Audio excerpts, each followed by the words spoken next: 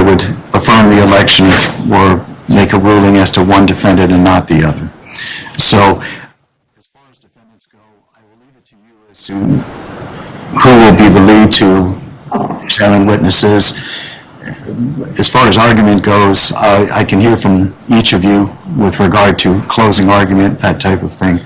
But for objection's sake, I will assume, if you wish me to, that all three defendants join in any objection made by any attorney who's handling a particular witness. Will that be a fair process? Yes, Your Honor, I appreciate it. Mr. Kari?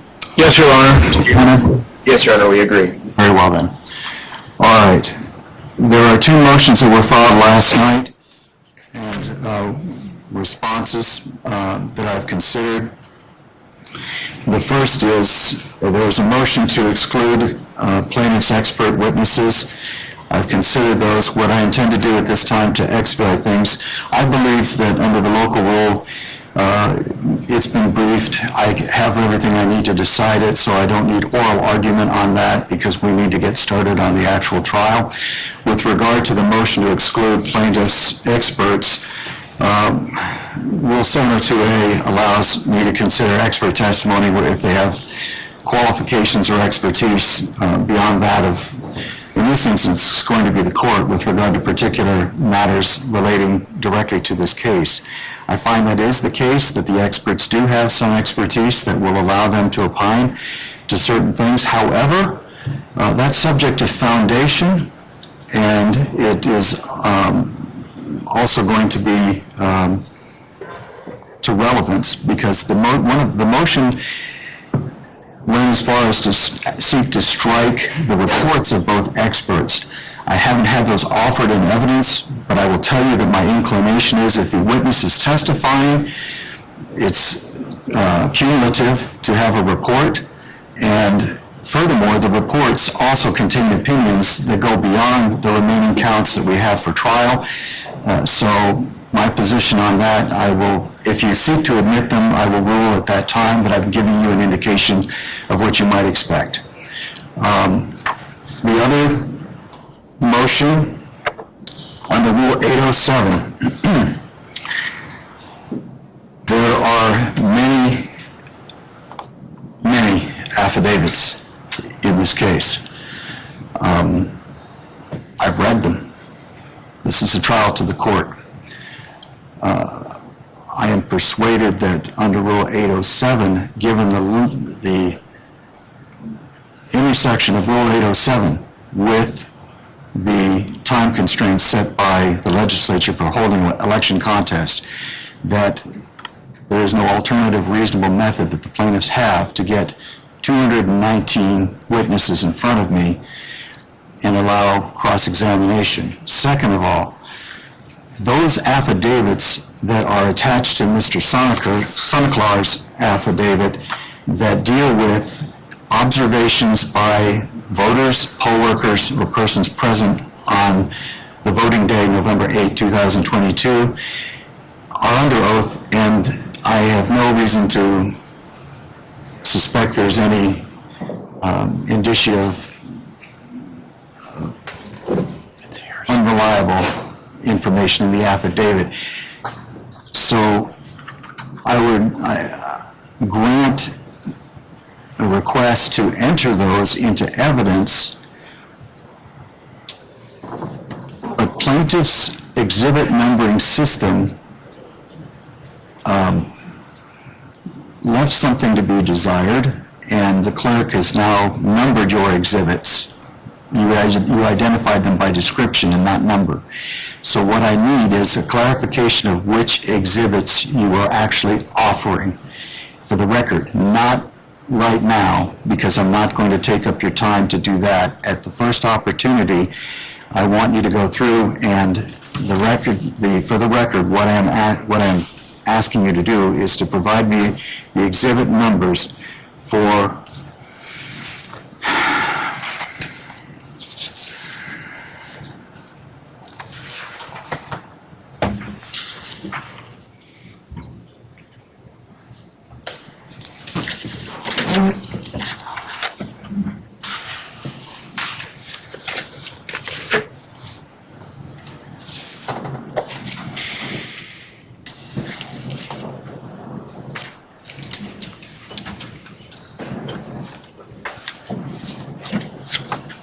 what are attached in your pleadings, plaintiff, as Exhibits A1 through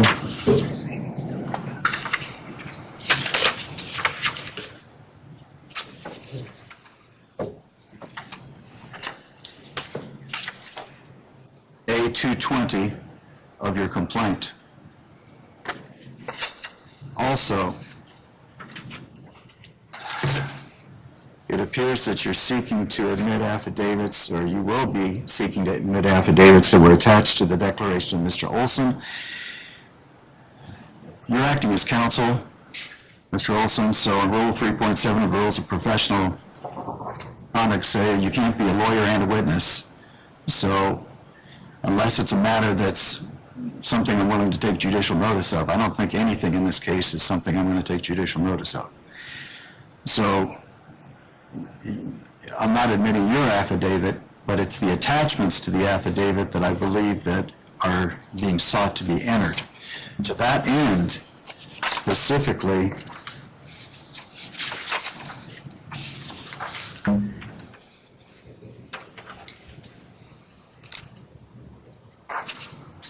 go through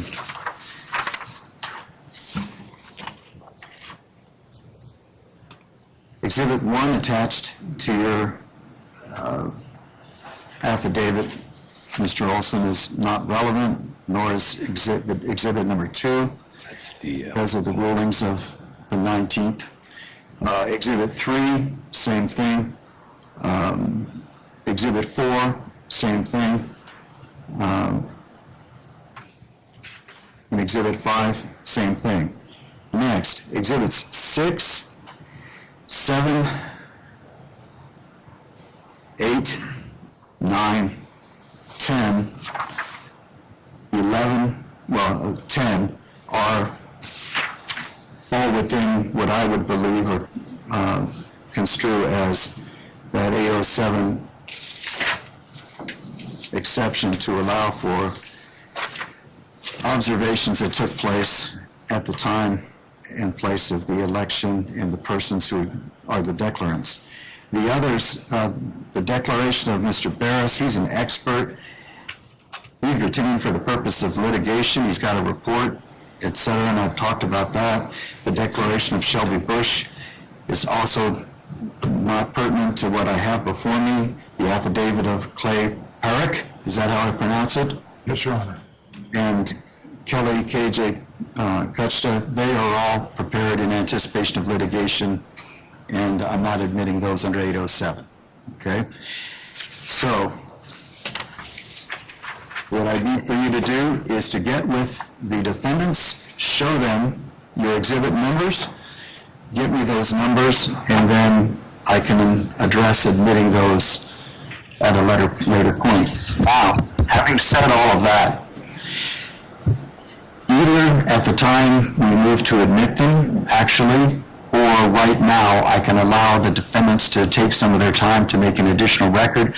I've read what you wrote already in your responses. That is a matter of record, and I'm saying right here in open court that that is preserved as an objection to what I'm doing. If you have something additional you want to add as a record, I'll let you do it now, or I can let you do it at the time that Mr. Olson complies with my request to identify specific exhibit numbers. Nothing further, Your Honor. Thank you. We rest on our papers, Your Honor. We reserve the right to object if something has no probative value to the remaining counts. Thank you, Mr. Liddy. Obviously, I'm the trier of fact. This trial is going to be conducted with the eye that I am able to give things the weight that I deem appropriate, anywhere from 0 to great weight. And so I will rely upon you, counsel, on both sides to present argument or to present the case in a manner that indicates to me what you think has more weight. To that end, I'm a little concerned that you've allocated yourself 15 minutes and 5 minutes for closing argument. So you may want to rethink that. So I believe that those are all the matters that I have before we can get started. One housekeeping item, Your Honor. If we could, defendants would like to invoke the rule to exclude any non-expert testifying witnesses from the courtroom. Join? No objection. No objection, Your Honor. Well, the rule has been invoked. I'm going to have to rely upon counsel because I don't know these people by sight. If there are persons who are non-parties who are witnesses to this case who are present, they must leave the courtroom, not discuss their testimony either before or after they testify with anyone other than the attorneys.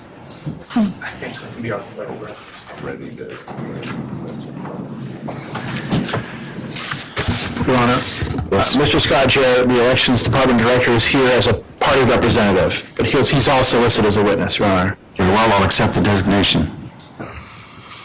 Very well. You ready to proceed? Yes, Your Honor. You ready to proceed, defense? Mr. Lee? Yes, Your Honor. Mr. Guillaume? Yes, Your Honor. Very well. Mr. Olson? Mr. Brown? Your Honor, we would like to start with Recorder Stephen Richer. My understanding he's online and prepared to give his testimony now. Okay, we have Mr. Richer then.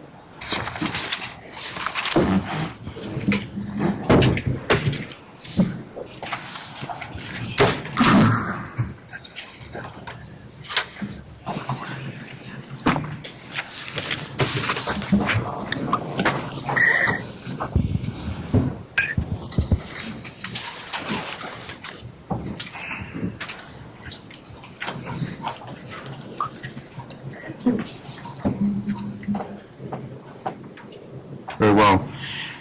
If you'd swear Mr. Richer in, please. Please raise your right hand. You do solemnly swear the testimony you're about to give will be the truth, the whole truth, and nothing but the truth, so help you God? I do. Very well.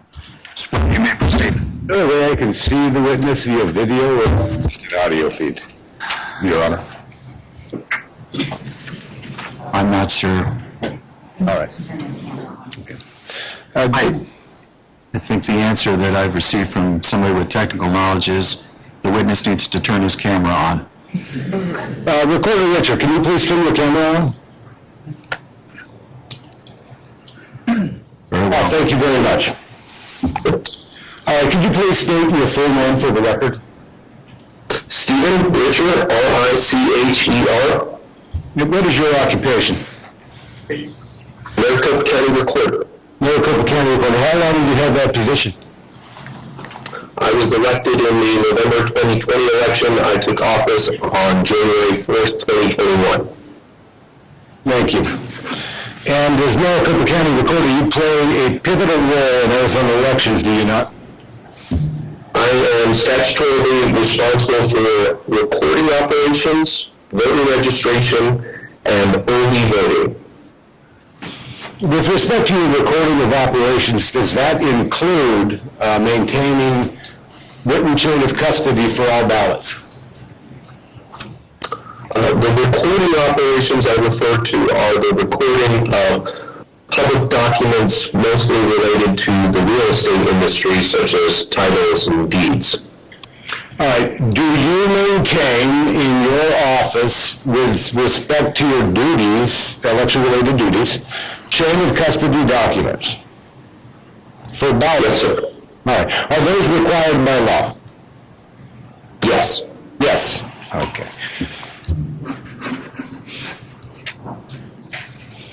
And Arizona is a significantly larger county than any other state of Arizona, isn't that correct?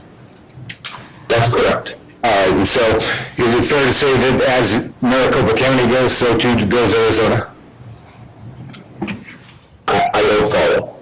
Well, the population center in Maricopa County is significantly larger than all the other counties, isn't that correct? That's correct, but it's not dispositive, as was shown in the superintendent of public instruction's race and another state rep race. And a Republican won that race, is that correct? I believe that race is in recount. Okay, thank you very much.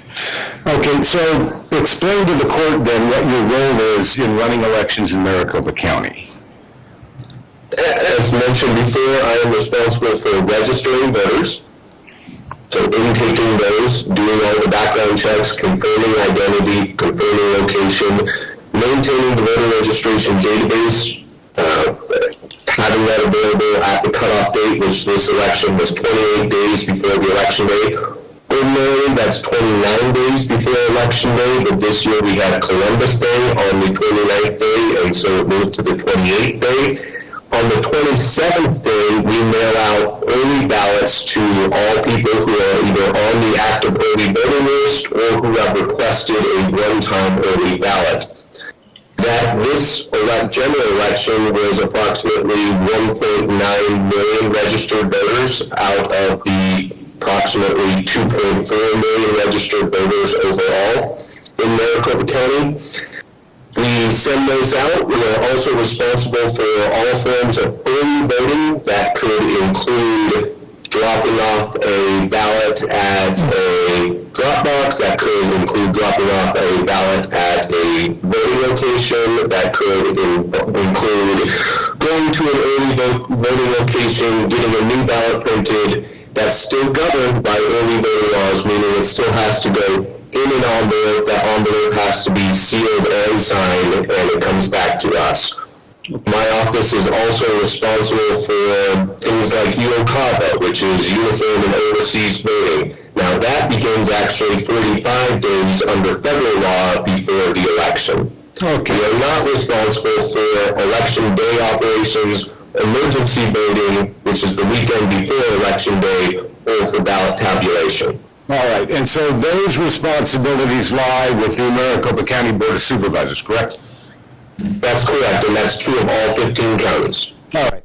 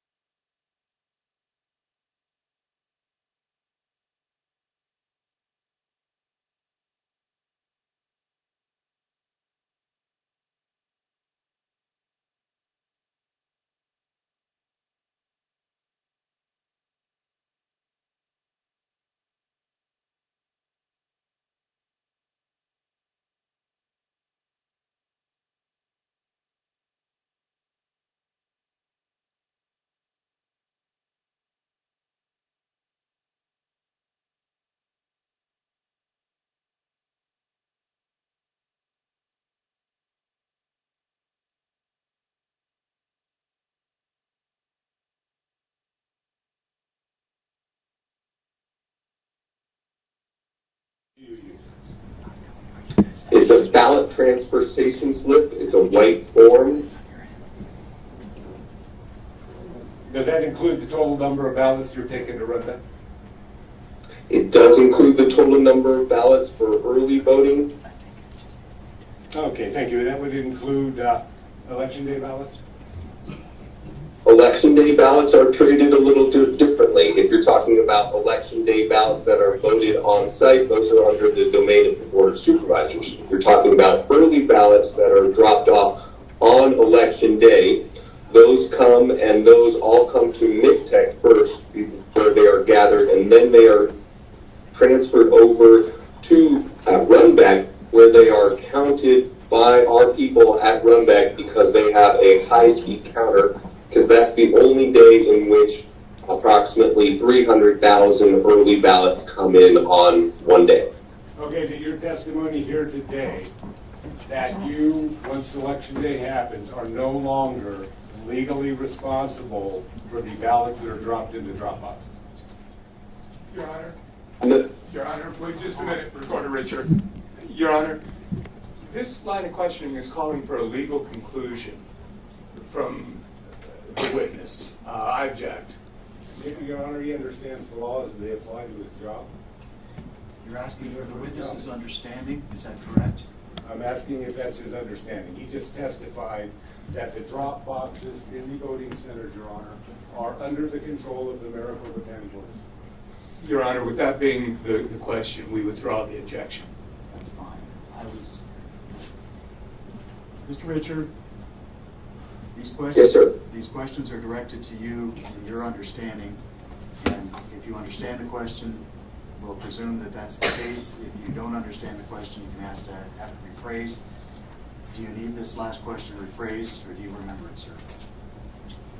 well, perhaps because that was a inaccurate representation of my position. Mr. Richard, Okay, Mr. Richard. we'll let Sorry, Your Honor. Mr. Glenn ask a question.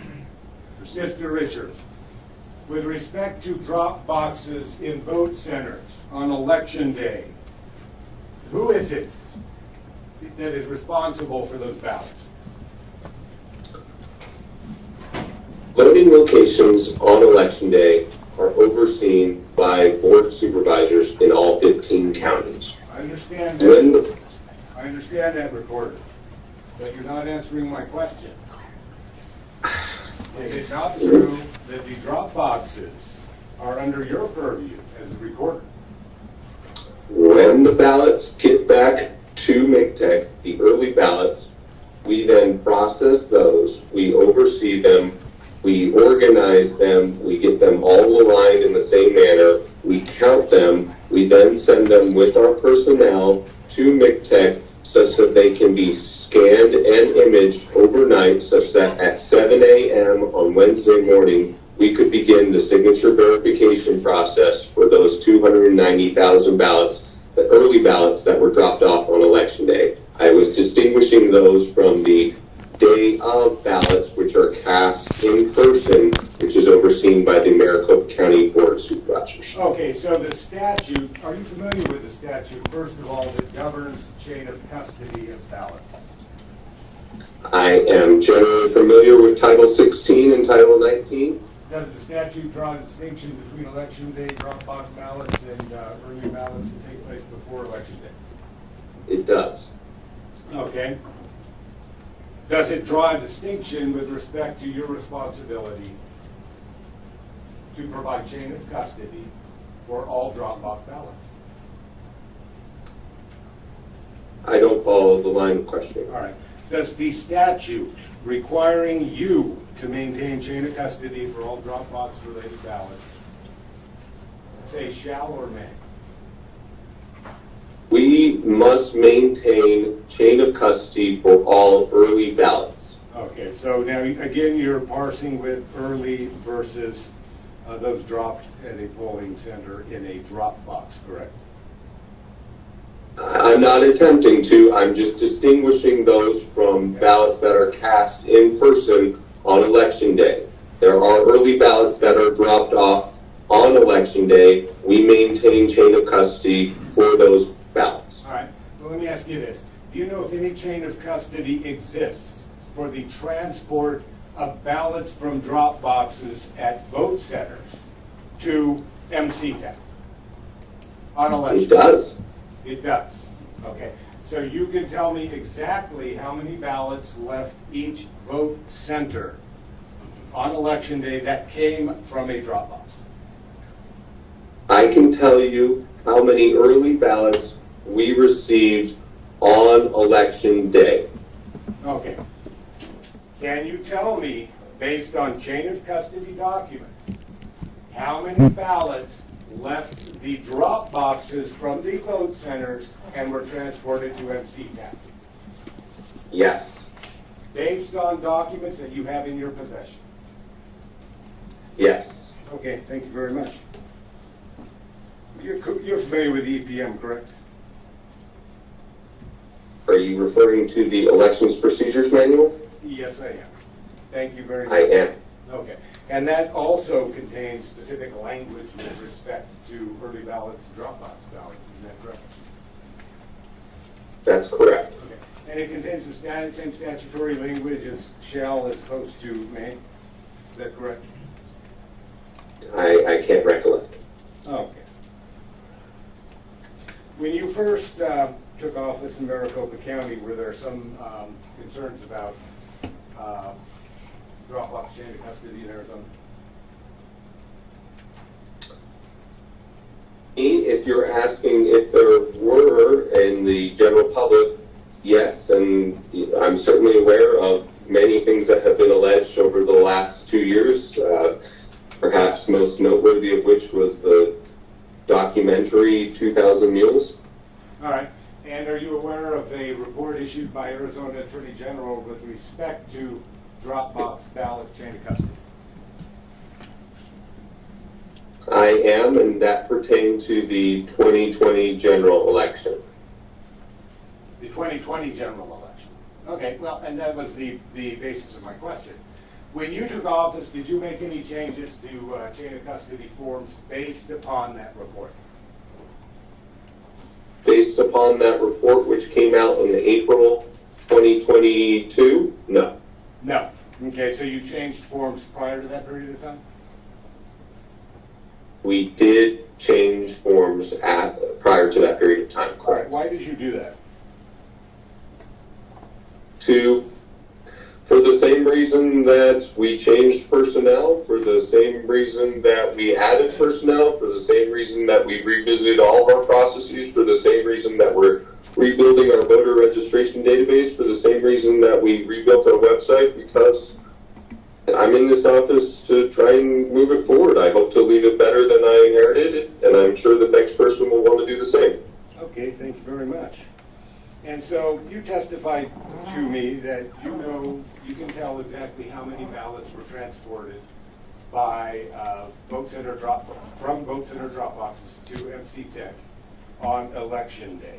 I believe you recall tweeting at about 11 a.m., I believe it was. And can we go ahead and pull up Exhibit 61? That's the court's exhibit. Number I'm sorry. No, it's okay. G1. What's Base number 007815.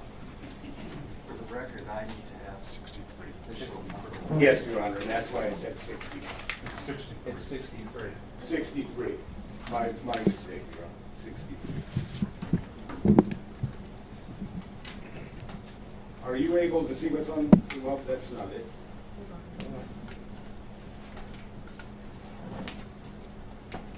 Be right here, G1.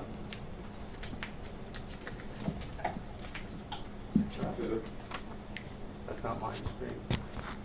Oh, that's not it. Council, which HDMI cable are you using? 63. One that's The on the one table. in the table? Yep. Use the one on the corner, please. That is the one on the That's corner. the one you're Yep. using? Mm-hmm. It's appearing on the laptop.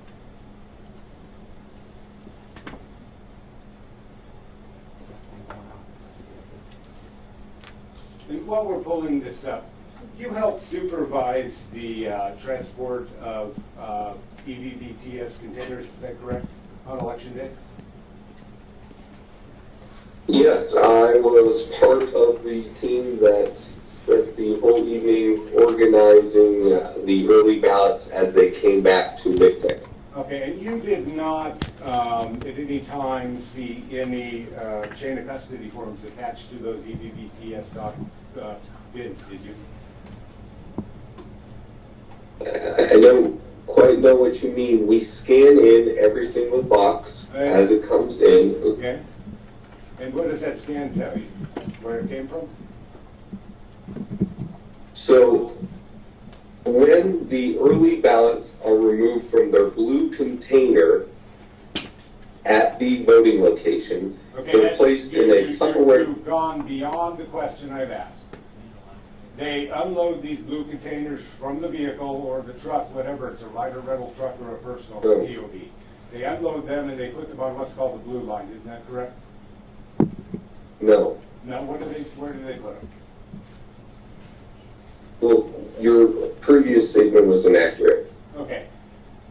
Do they contain any documentation contained on the bins for chain of custody from transport to the polling, from the vote center to MC Tech? Yes.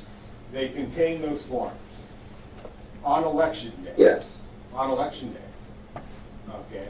Yes. So if we were to show video of you opening some of those bins, would we be able to see those forms?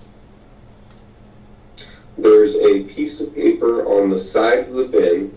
The bin is also affixed with two scannable, serialized tamper evidence seals that we scan in upon receipt. We then take that piece of paper that is on the side of it after we have broken those seals, and then we begin processing those early ballots on election day. Okay, so that piece of paper tells you exactly how many ballots are in each bin.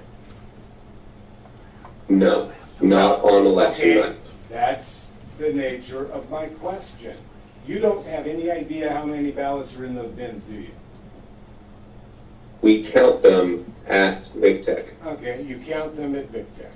Okay, and then do you create Correct. a chain of custody form on election day at Town? Yes, before it goes to Runback. Have you produced all of those in response to a FOIA request that was submitted to your office? I don't think we're bound by federal law. Okay. Have you submitted them in respect to a public records request under Arizona law?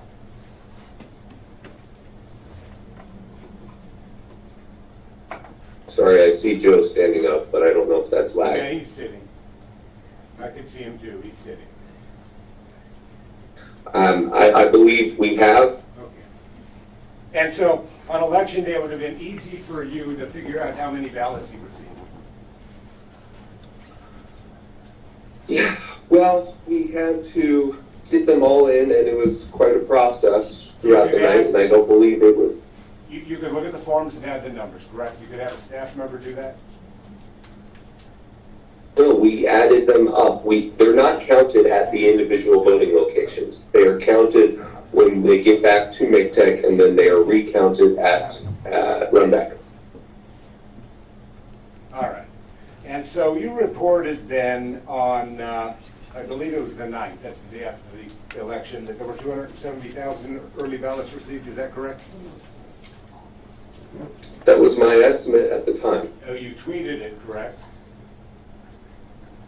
if you say so. And then you said that again in the afternoon on a press conference, is that correct? I said I believe there were at least 275,000 early ballots dropped off on election day. All right. And was that the same number you reported to the Secretary of State's office on that day? I do not report to the Secretary of State's office. That's handled by the tabulation side. Okay, and that would be the Maricopa County Court? I am the Maricopa County Recorder. No, that would be the Maricopa County Board of Supervisors. All right, so they count the ballots when they come in. No. All I want to know is, does anybody know when those ballots leave the polling centers, the voting centers, how many are in the bins? When the ballots leave, the early ballots leave the voting centers, no, they are not counted at the voting centers. So nobody knows how many are in the bins when they arrive at MC Tech, correct? Correct. But according to your testimony, they contain documents that tell you how many are in the bins? No, they contain chain of custody And documents. it's your testimony that you count them at MC Tech? Correct. All right, can we go ahead and, I guess, just pull up a different exhibit if that one's not working? It's not the issue. It's the computer feeding to the house. Council, are you able to move the laptop?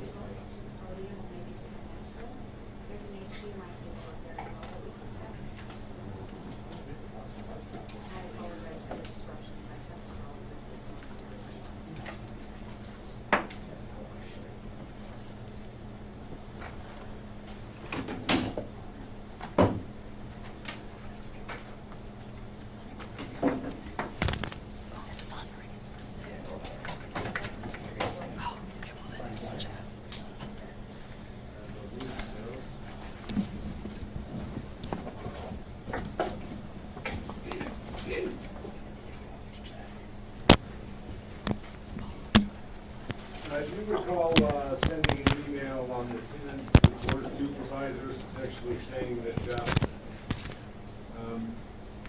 you really have no idea how many ballots there are?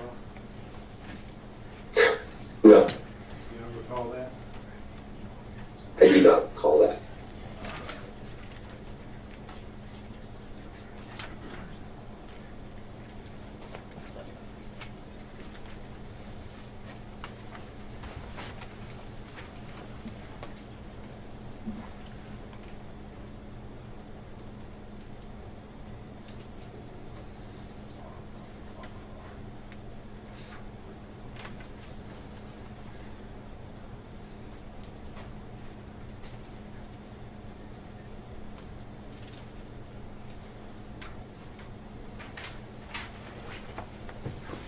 Okay, so I'm not finding it really, and I want to get over this very quickly. Do you recall on the 10th of November at 2022 at 2:13 p.m. sending an email to Ray Valenzuela, Scott Jarrett, Megan Gilbertson, Matthew Roberts, Bill Borsley, as well as CC Bill Gates and a few others? That states, and I'll read this verbatim if anybody wants to challenge it. Unable to currently reconcile SOS listing with our estimates from yesterday.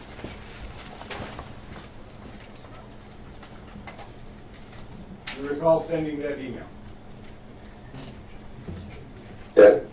If you say I said that, then I said that. Your Honor, I'd like to lodge an objection. We need to see the exhibit if he's going to use it. There you go. Please correct the record if I quoted that wrong. That'll be fine. That's All right. required. If you're going to use an exhibit, you should show the other side before you see your own side. Is that one of the? This is, Your Honor, this is Exhibit 69, but for some reason, we did come in and test this system with that computer, with this AV technician prior to trial, Your Honor, and everything functioned perfectly fine. We're not sure what the disconnect is at this time.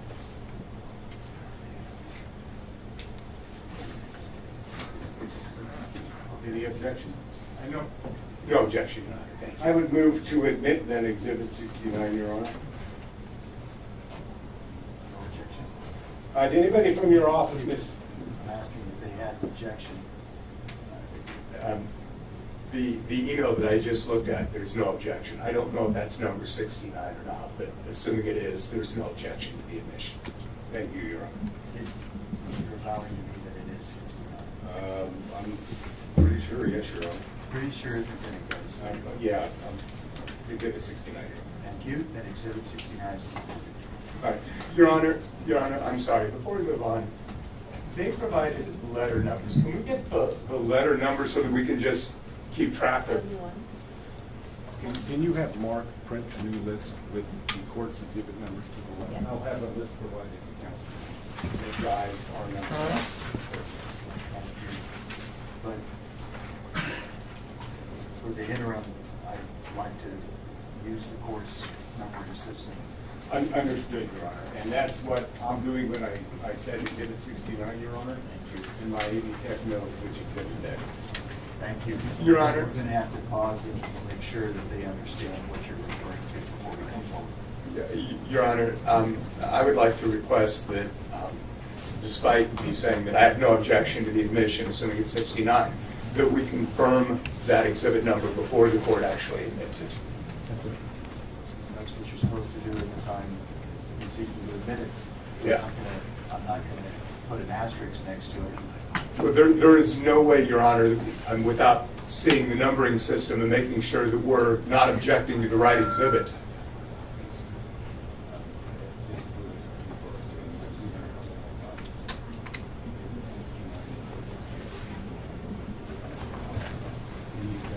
Your Honor, he's shown me the list. There's no objection to the admission. Gentlemen, let me do this for you.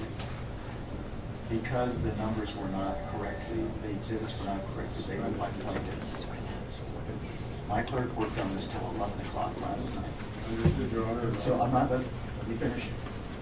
She has a list that she's using to correlate what you originally submitted with the numbers that have been assigned. So what we will do is, once you are referring to an exhibit for the record, Mr. Clem, as you've done, I appreciate that, then she will provide the defendants with the reference that is associated with your list that you shared with them yesterday. And Your Honor, if it pleases the court, I can sign both. I can say court's exhibit, defense exhibit. That would be it. That would be fine as well, if the defendants are all right with that. You're good with that? Yes, Your Honor. You're welcome. Thank you, Mr. Flem. Let's move on. Recorder Richard, did you have anyone from your office call Runbeck on December 10th asking them how many ballots they processed? Not at my direction. Not at your direction. On November 10th, did you actually know how many ballots you had processed with respect to drop boxes? I mean, yes or no? I mean, process is not even a term we use, so I'm a little confused as to that. And also, we do it at Runbeck. It is not done by Runbeck. It is our personnel at Runbeck under the observation of the political parties. Okay. And so do you recall reporting to the Secretary of State on the 10th of December that there were actually 200, or would that have been the Maricopa County Board of Supervisors? My apologies. My office and I do not report to the Secretary of State's portal. All right. And so the numbers you were putting out of 275,000 on December 9th were not correct, is that correct? I believe I said 275,000 plus. Okay. And so the correct number as reported at least by the Maricopa County Board of Supervisors, are you familiar with that as being 292,000? That sounds right. Okay. And are you familiar with Maricopa County delivery receipts? From which particular receipt? I might know them under a different name. Maricopa County delivery receipts are those that Maricopa County uses to deliver ballots to Runbeck. The white slip, that's the one that has to date, serial number, transport staff. All right. That's That's fine. I'm not gonna spend the time if you don't understand your own documents. Objection, Your Honor. Mr. Flem? That's not a question. That was a comment. Thank you. Strike that. I'll strike comment and the question, It's Your your Honor. first strike. Okay, has the Attorney General opened an investigation into the 2022 Maricopa election? no. You don't know? Have you received No. correspondence? I said no. Yes, I understand that. My next question is, have you received correspondence from the Arizona Attorney General's office asking you to explain certain components of the election? They were almost exclusively directed to the Board of Supervisors. I responded. I have not received a response back from Ms. Wright. Almost exclusively, correct? I believe there were some questions about provisional ballots. Okay. I have no further questions at this time.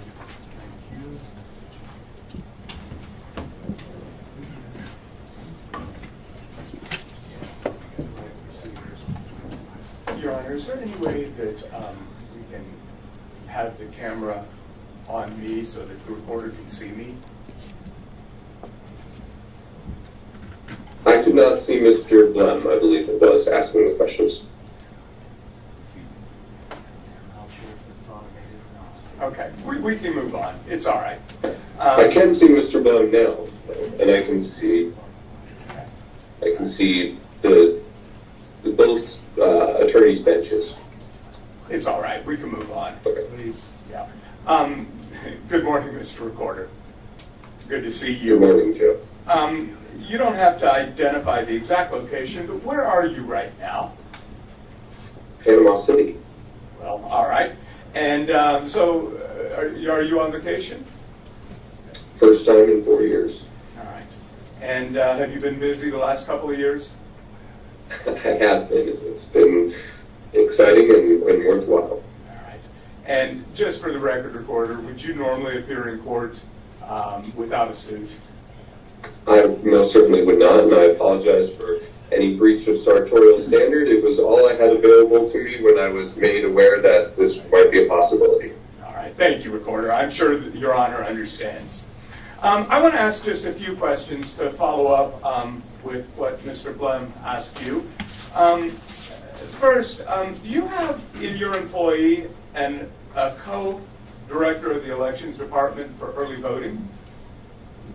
I do. His name is Mr. Valenzuela. He would be more knowledgeable about these topics than I.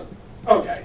And I know you're very hands-on, but you have appointed him to oversee the reporter's early voting operations. Is that correct? Him and many others, but he leads those, correct. Okay. Would the Gray's oversight extend to the receipt of early ballots at McTech? It will. Okay. Do you have an employee who oversees public records requests? We do. And you have a small team that handles public records requests, isn't that right? We have a team that handles constituent relations, but there is only one individual who is exclusively tasked with public records requests, and she has been quite busy over the last 2 years. Yeah, quite busy. I don't expect you to know the exact number, but do you have a reasonable estimate of how many public records requests your office has received this calendar year? I believe it's about 1,500, which represents a approximately 10-fold increase over previous years. Okay. And do you personally respond to public records requests? No, you I as a do not. reporter. Yeah, you do not. Okay. And so while you're very hands-on on elections operations, would you say you're hands-on on public records requests? I have a system that is built, but no, I do not see that. And that's by design because a lot of the public records requests make requests of my emails specifically. And so I think it's a good practice to delegate that to other people, especially people who are not the target of as many requests. So a line employee? Correct. Okay. So a celebrated and appreciated line employee. Very much so, Recorder. So as you sit here today, and as you're sitting here testifying, do you actually know whether your public records team has completely responded to a public records request for chain of custody documents? I do not. Okay, thank you. On election night and the first few days following the election, do you know whether your office and the Board of Supervisors sometimes make estimates regarding how many ballots were returned? We try to make estimates as quickly as we can while still doing it responsibly, which is why I gave that 275,000 plus, because as I'm sure you'll appreciate, candidates, campaigns have a strong interest in assessing the size of remaining ballots to run their own models to assess whether it's over or whether they still have a chance. And so we try to get those out, like I said, as quickly as possible while still being responsible. Okay. So when you wrote 270,000 plus or 275,000 plus, I don't remember the exact number, but when you included that plus, what exactly were you trying to communicate? The plus, I thought, was a clear indication that it was a estimate. Obviously, it was 275,000 followed by 3 zeros, which would be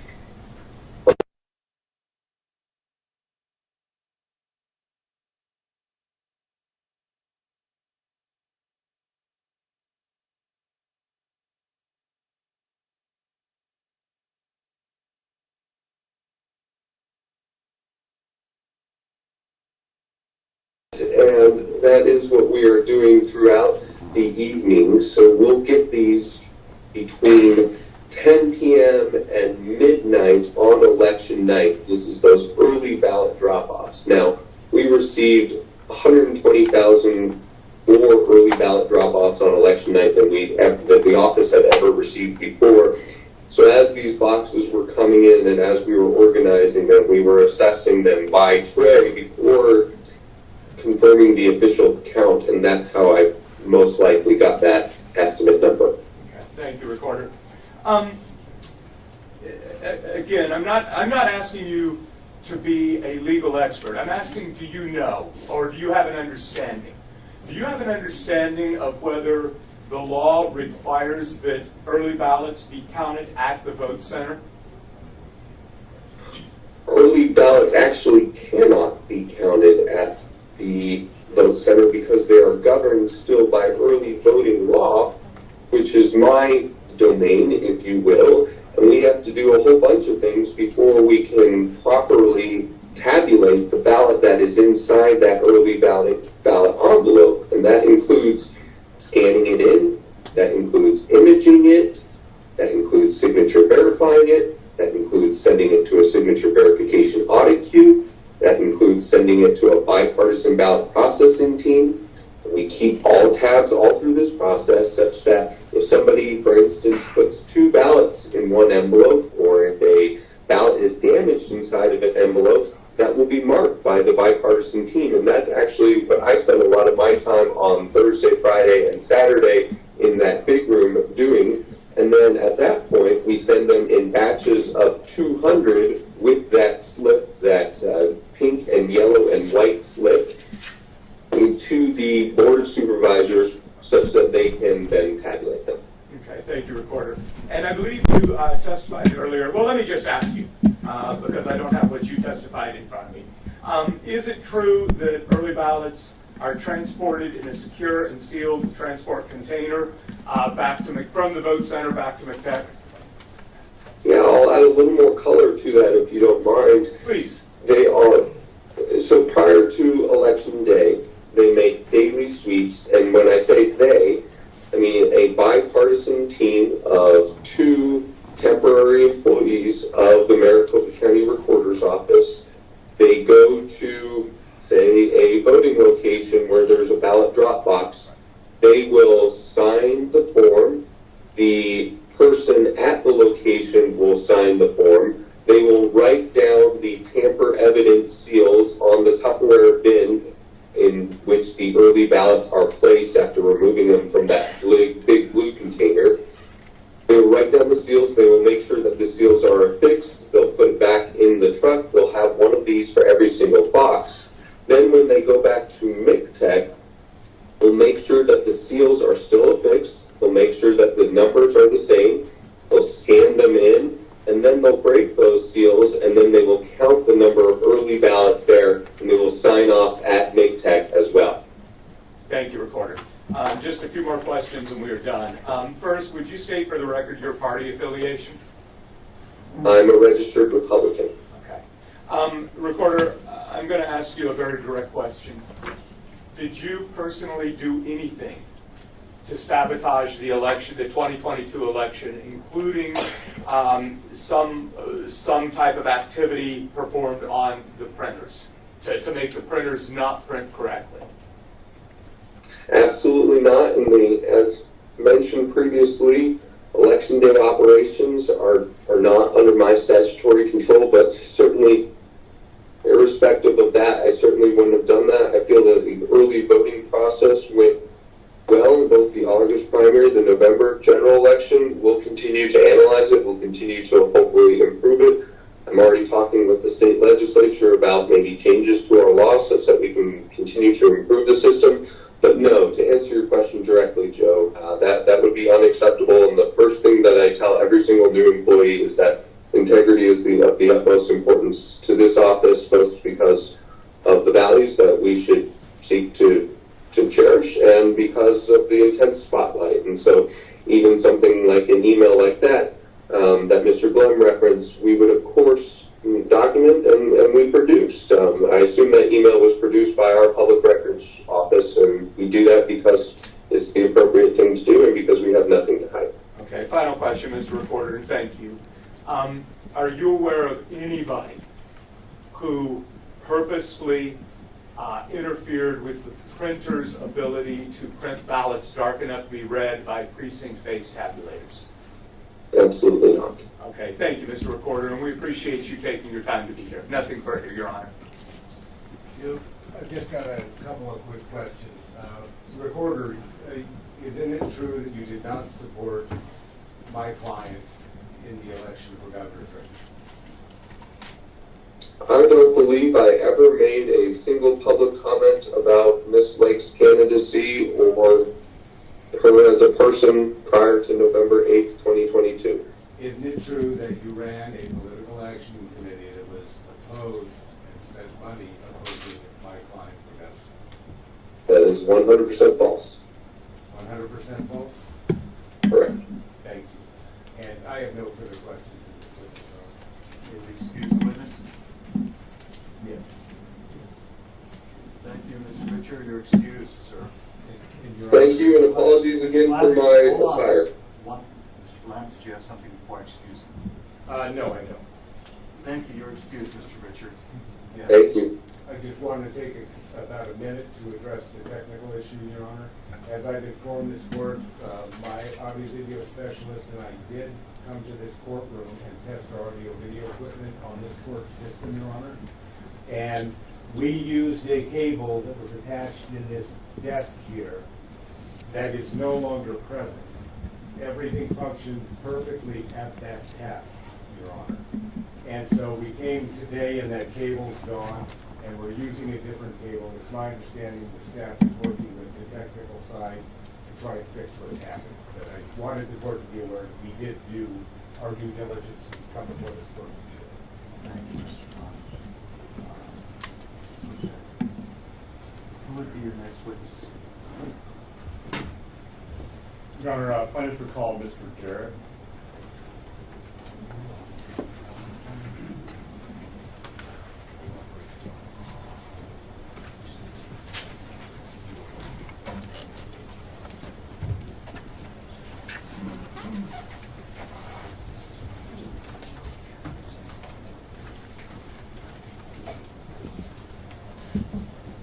Sir, if you'll make your way in front of my clerk, she will swear you.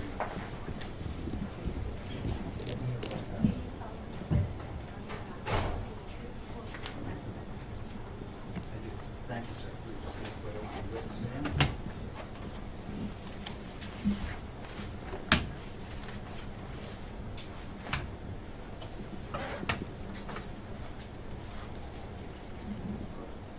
As soon as you're ready, Mr. Olson, you may proceed. Good morning, Mr. Jarrett.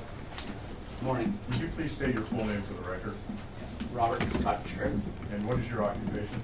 I am the co-elections director. I oversee in-person voting and tabulation. How long have you held that position? I was appointed by the Board of Supervisors, Maricopa County Board of Supervisors in June 2019. Can you please explain to the court what your role is in overseeing elections in that capacity? Yeah, so I oversee all in-person voting operations, for that I actually report up to both the Maricopa County Board of Supervisors and the recorder, so that'd be the early in-person, as well as the election day operations. That includes recruitment and training of poll workers. That includes our warehouse operations for distributing all materials and supplies out to voting locations. And then I also oversee all tabulation functions. When you say it includes all tabulation functions, what do you mean by that? So that would include tabulation at our central count facility, so where we had about 84% of the early ballots come through and be tabulated at central count. That would also include at our voting locations where we have an on-site tabulator as well. And so it would include the programming of that equipment or the staff that do the actual programming. I oversee them and supervise them, as well as any of the tabulation that happens on site, so the poll workers and the training on how they would assist voters as they are inserting their ballots into those tabulators. And are you following the procedure set forth in the 2019 election procedure manual when you're performing the tests of the tabulators prior to an election? That's correct. And would those procedures require you to perform logic and accuracy testing? That's correct. And what is logic and accuracy testing? So the logic and accuracy test, that is two different sets of tests for a federal or a statewide election that requires that a test be performed by the county itself, as well as a test performed by the Secretary of State. So I don't oversee the Secretary of State's logic and accuracy test. I have to make the equipment available for the Secretary of State's logic and accuracy test. For the county's logic and accuracy test, that is to run test ballots through, and for the county's test, it's thousands of test ballots through our tabulation equipment, both the central count tabulation equipment, as well as the tabulation equipment that will be used at the vote centers to make sure that they're accurately programmed to tabulate those ballots. And when you say that to make sure that they're accurately programmed to tabulate those ballots, what are you referring to being programmed? So for every election, we have to design a unique election program to tabulate the specific ballot, because each ballot is unique or specific to an election. In Maricopa County, we had over 12,000 different ballot styles. So in that, for all the various different precincts that we have in Maricopa County, as well as our early ballot style, our provisional ballot style, and our election day ballot style. So it is essentially making sure that the tabulation equipment will then be able to read a ballot and be able to determine how that, if a voter fills in that ballot, that it will accurately count the votes for those ballots. And so it's very important for the tabulator to read the ballots, that it be properly programmed with respect to the ballot definition, correct? That's correct. And Maricopa County uses ballot-on-demand printers, correct? That's correct. And what is a ballot-on-demand printer? So a ballot-on-demand printer, we have two different ballot-on-demand printers. One is a Lexmark printer and one is an OK printer. And those allow us at our voting locations to print any one of those 12,000 ballot styles. And in performing logic and accuracy testing prior to the 2022 general election, did you perform, or did your office perform, logic and accuracy testing with test ballots from ballot-on-demand printers in the precinct-based tabulators? So yes, we did. We printed ballots from our ballot-on-demand printers, and those were included in the test that the Secretary of State did. We also performed stress testing before the logic and accuracy test with ballots printed from our ballot-on-demand printers that went through both central count tabulation equipment as well as our precinct-based tabulators for the voting locations. And how were those test ballots configured in terms of the size of the ballot? They were the exact same size of the ballot that we were using in the general election. And what size was that, sir? A 20-inch ballot. 20-inch ballot. What would happen if a ballot was printed out of a ballot-on-demand printer at the vote center? If it was printed with a 19-inch image on 20-inch paper and run through the tabulator?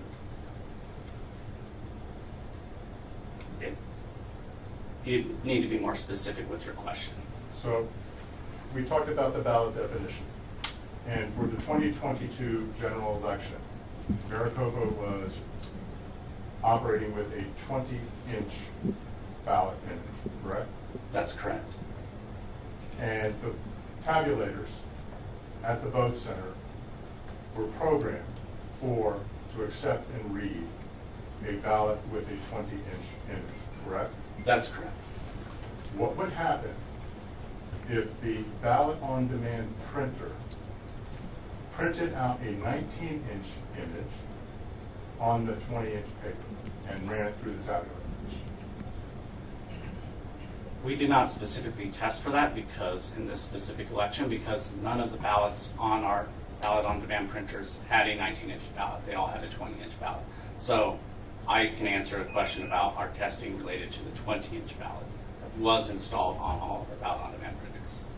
If a 19-inch image was installed, or strike that, if a 19-inch ballot image was printed out on a ballot-on-demand printer and run through the tabulator that was configured for the 2022 general election, would that tabulator accept that ballot or reject it? Objection, Your Honor. First, this calls for speculation. Second, I think the witness just said he hasn't run that test. I don't. I got your objection, speculation. I'm speaking objection. So, Mr. Jarrett, if you've understood the question, you can answer it. I haven't understood the question. I asked how to rephrase.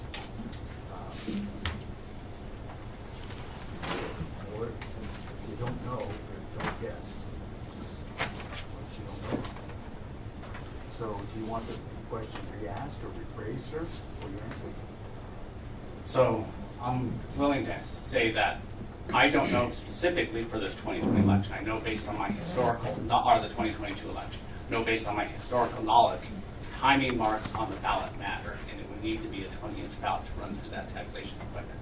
But we did not specifically test a 19-inch ballot through the 2022 tabulation equipment because there were no 19-inch ballot images installed on our ballot-on-demand printers. Prior to the 2022 general election, did Maricopa County employ a 19-inch ballot image? Yes, we did. And when did Maricopa County employ a 19-inch image just prior to the 2022 general election? The most recent election would be the August 2022 primary election. Did Maricopa County perform logic and accuracy testing? Strike that. What evidence exists that shows the results of the logic and accuracy testing that you say was performed in connection with the 2022 general election? So the stress testing, we have a report that summarizes that stress testing that we performed. So I'm aware of that. That would be documentation. I also know that the Secretary of State produces a summary level report for their testing that they performed using those ballot-on-demand printers, 20-inch ballot, on our precinct-based tabulators, our vote center tabulators. So if we were to issue a subpoena or a discovery request, would your office be able to produce such testing results? I can produce them for the ones that would, Maricopa County has that information, yes.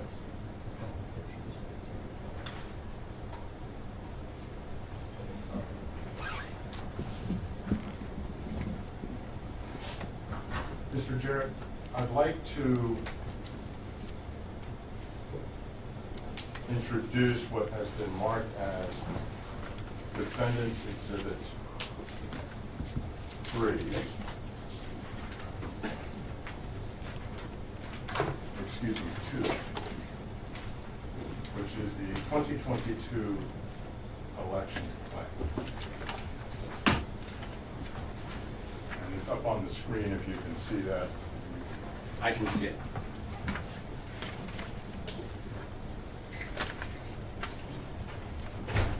And is this a document that you oversaw the creation of? That's correct. And what's the purpose of this document, sir? This purpose was to establish the guidance that the elections department would use in carrying out the August primary election and the November general election. And it is to present that information to the Maricopa County Board of Supervisors so that they can approve the plan. And then our team within the elections department will implement that plan based on this document.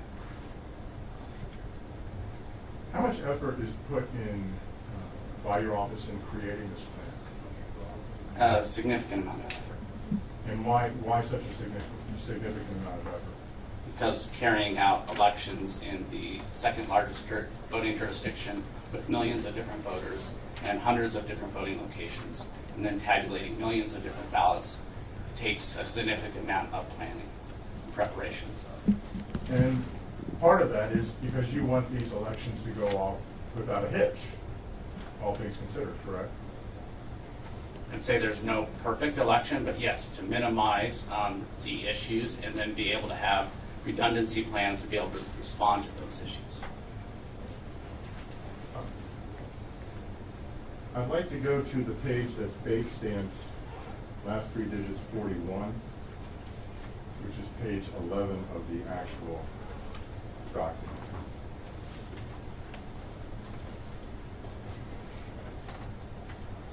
And while we're doing that, sir, do you have any reason to not believe that this is a true and accurate copy of the 2022 election plan? I have no reason to believe. I take your word for that. And this is your council's production, so do you have any reason to disbelieve? No, I do not. And, Your Honor, at this time, I'd like to move to enter this exhibit into the record. Exhibit 2? Yes, Your Honor. Any objection? No objection, Your Honor. Exhibit 2 is admitted. Thank you.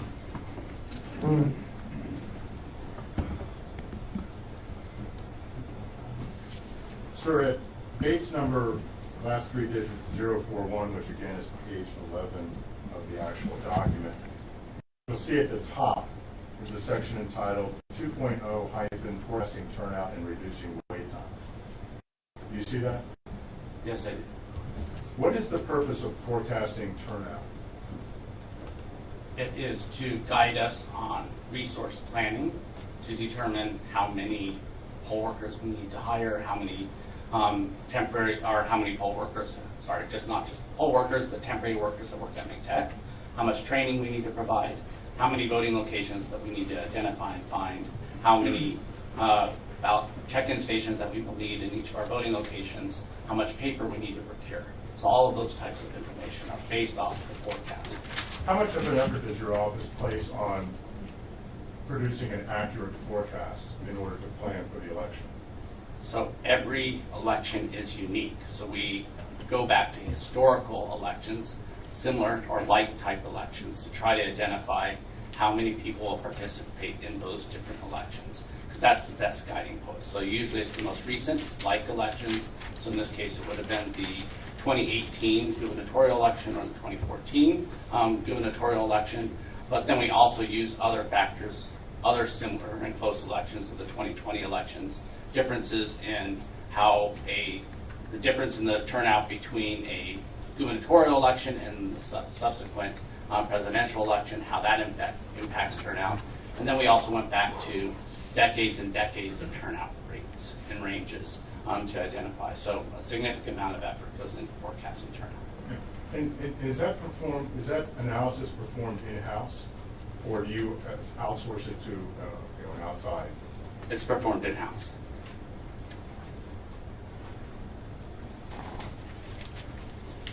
And is it fair to say that you rely on those forecasts in planning for the election, correct?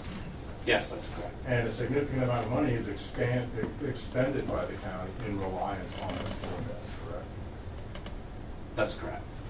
And you generally trust those forecasts before you promulgate them in this document, before you go ahead and start actually undertaking actual efforts to manage the election.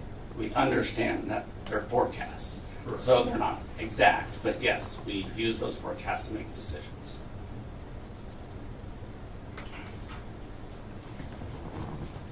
I'd like to turn to the page that is Bates stamped, last three digits 043. It's actually page 13 of the actual document. You see that, sir? I do. Do you see where it says the first forecast model, the 2022 November general election? I do. And under 2022 projected voters for election day turnout, the forecast was for 291,863, correct? That's correct. And if we turn to the next page, Bates stamp 044, you'll see a second forecast model. Do you see that, sir? I do. And the projected turnout under the second forecast model was a lower number of 251,615, correct? That's correct. Why did you do two forecast models? Again, because you're looking at historical elections and variances can occur. So the first forecast model looked at 2014 and 2018. My recollection, 2014 was a historically low turnout year. 2018 was one of the higher turnout years. So we expanded this model to look at more and broader number of elections to include in that forecast model. So it was the two combined which gave us a guiding. And when I look at this, 251,615, we had 248,000 in-person voters on election day. And so this document was put out prior to the 2022 primary election, correct? In May of 2022. And how was the turnout for the election day turnout for the primary? for the 2022 primary election? I don't remember the specific, but it was, I think, right around 106 or 108,000, which was in line with our turnout forecast for the August primary as well. And if we turn back to the page that's date stamped, the preceding page 043, and you see the first forecast model for the 2022 August primary election, and that's 108,080, correct? That's correct. And that's associated with the first forecast model, which was the higher turnout, correct? That's correct. So the second forecast model, which had a lower election day turnout for the primary,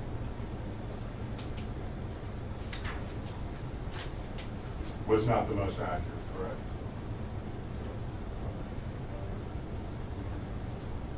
It was within the range of both, but yes, this first forecast model for the August primary aligned closer with the turnout for August, or the in-person turnout for the August primary.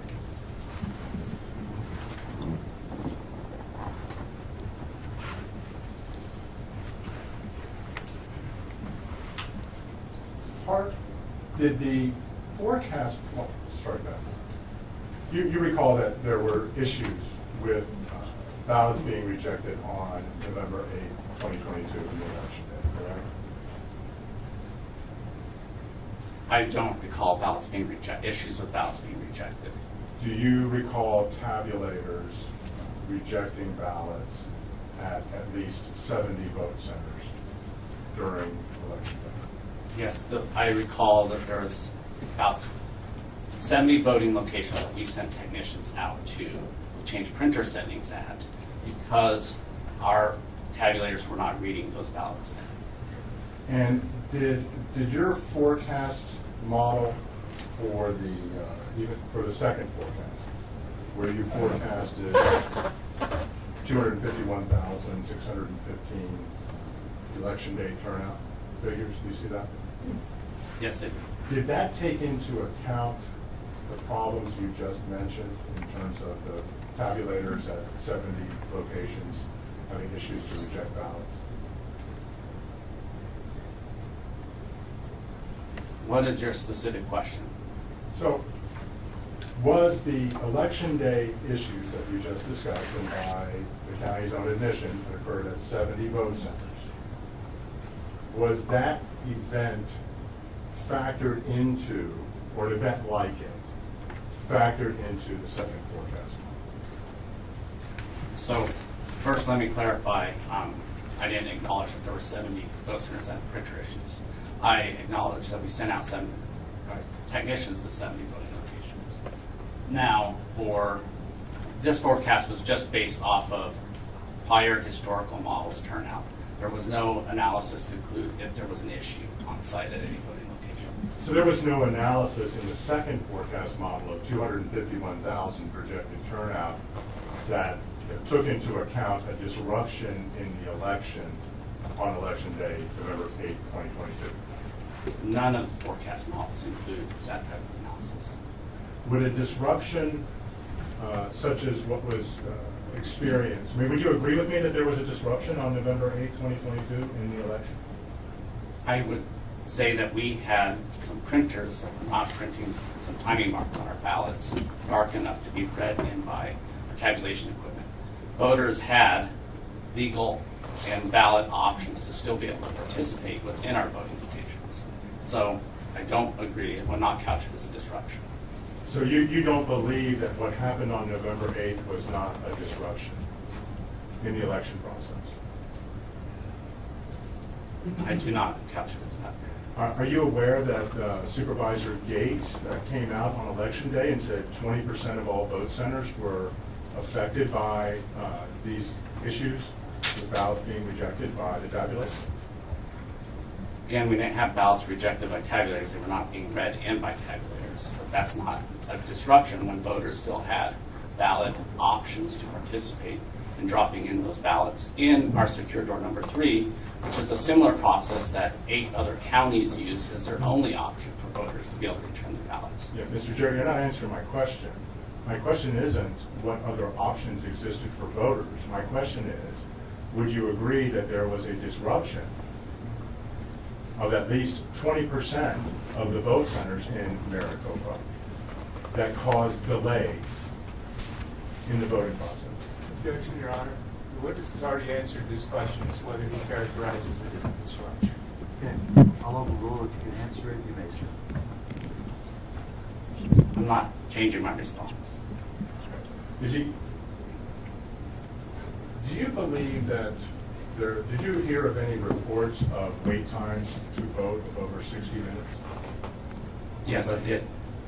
And what is the target of wait time for in your model? Do you know? On average, a half an hour.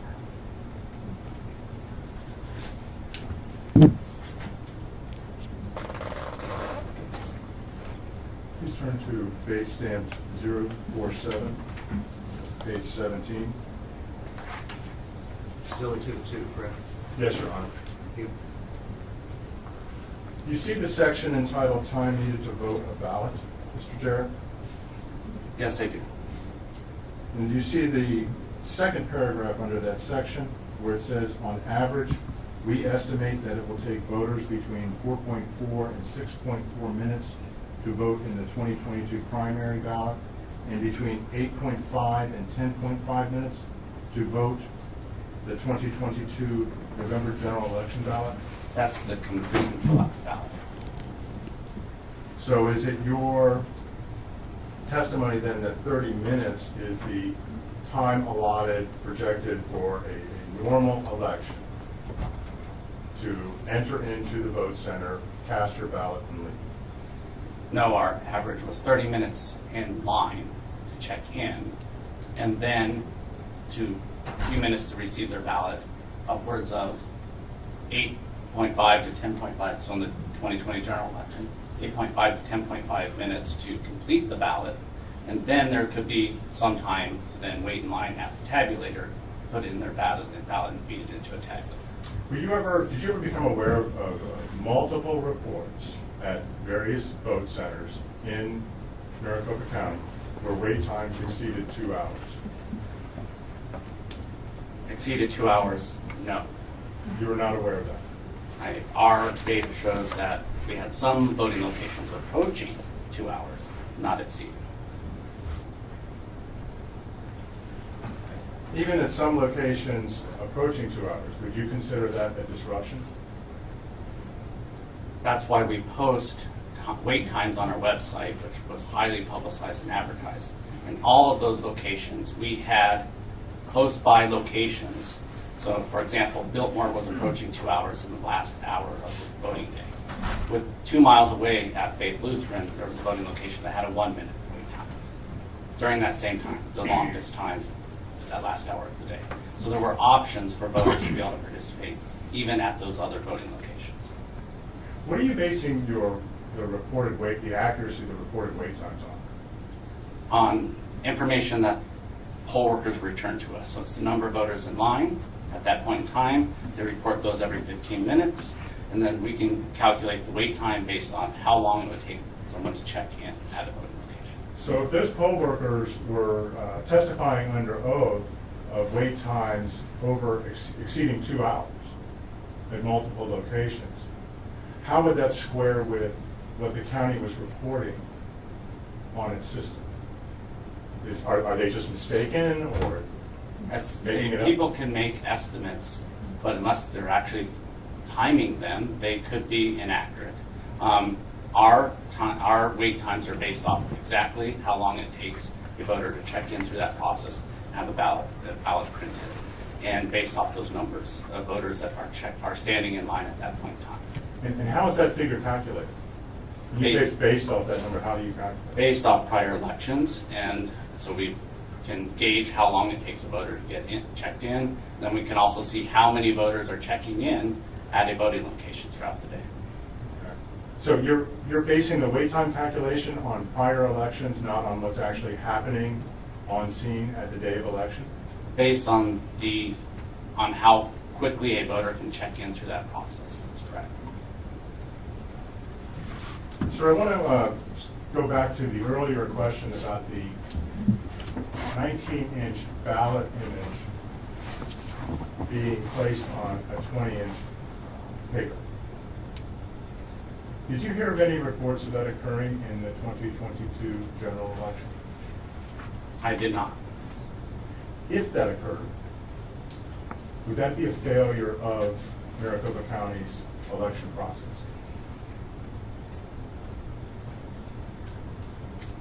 I'm not aware of it occurring, and I'd be surprised if there was a ballot on the printer that had a 19-inch ballot on it.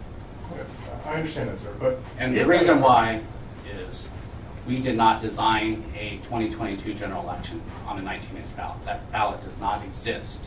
The only ballot that exists is a 20-inch ballot. And when you say we designed, who designed the ballot? Is that outsourced to another company, or is that done in-house by Maricopa? In-house by Maricopa County's staff. What department would that staff fall under? Is there a specific name for it? Our ballot tabulation team, so reports to me. And do you maintain records as to the ballot definition that was created for the 2022 general election? Yes, we have records of all the ballots that were designed. And so I'll go back to my question again. If a 19-inch ballot image was put on a 20-inch paper in the 2022 general election, would that be a failure of your election process? It would, if something like that happened, which I don't know how it would, yes, it would have been a mistake. Could that have also been a deliberate act?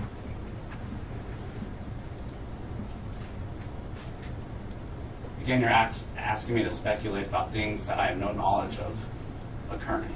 So I don't know if it could have been a deliberate act or not. I don't believe that that occurred.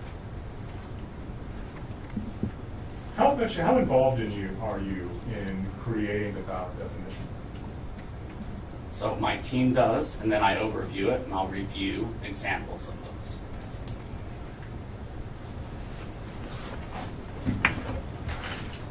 Thank you, Mr. Jarrett. Don't have any further questions at this time.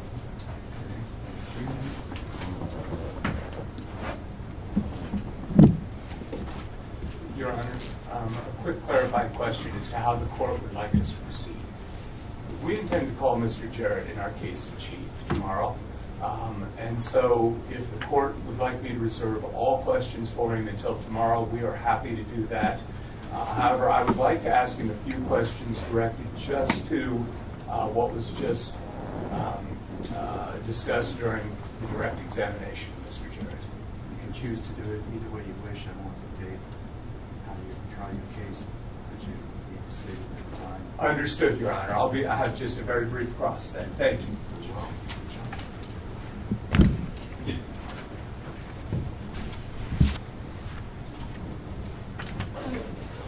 Good morning, Mr. Jarrett. Thank you for being here today. Thanks, Joe. Just a few very quick questions. I believe you testified that your election day plan called for, assumed an average wait time of a half hour for each vote center. Was that what you testified? That's correct. Okay. Do you know what the actual average wait time was? It was less than a few minutes on election day, on average for all of our vote centers. Average for all vote centers was less than a few minutes on election day, you just said. That's correct. Okay, thank you, Mr. In our Canvas presentation, we have the exact number. I don't recall it off the top of my head right now. Thank you, Mr. Jarrett. Are you aware that one of the political parties urged their voters to forego early voting and vote in person on election day? Yes, I'm aware of that. Okay, you're aware of that today? That's correct. All right. Were you aware of that when you prepared your analysis for the election day plan? No, I was not. Okay. So I'm assuming that you tell me, please, this urging by a political party was not factored into your election day plan. Is that correct? That's correct. Okay, thank you. Prior to each election, strike that. Are you familiar with the term EMS? Yes, election management system. The election management system. What does the election management system do? So it is our tabulation system. So it's what we use to program and design all the ballots. It is also the system that, as we're running ballots through our tabulators, that it's then counting those ballots. It's also then what sends ballots to be sent to our electronic adjudication system. And then it's also holds the application for our results tallying and reporting. So everything that was related to the ballot creation, to tabulating the ballots, to reporting results, is housed within our election management system. Okay. How many elections can be housed within the EMS? Well, multiple elections can be housed. Given the number of ballots that Maricopa County has to tabulate, we usually only have, especially for a general election, we will only have one housed on our election management system at a time. Okay, so for the 2022 general, did you only have the 2022 general on the EMS? That's correct. That's what my understanding is. We only had those and all the data related to those files. What happens to the other data, the 2022 primary? What happened to it? So we transfer those to backup archived storage devices and store those. We have one storage device of that on site within our tabulation center, and then one offset. Okay. And Mr. Jarrett, you testified earlier that I believe you said you did not design a 19-inch ballot for the 2022 general election. Is that correct? That's correct. So if it was not designed for the 2022 general election, does it stand to reason that there would not have been a 19-inch ballot on the EMS? That's correct. And if there was no 19-inch ballot on the EMS, does that also mean that there would have been no 19-inch ballot programmed into the ballot-on-demand printers? That's correct. Okay, thank you, Mr. Jarrett. You were asked about deliberate acts with regard to the printers. Mr. Jarrett, I'm going to ask you a very direct question.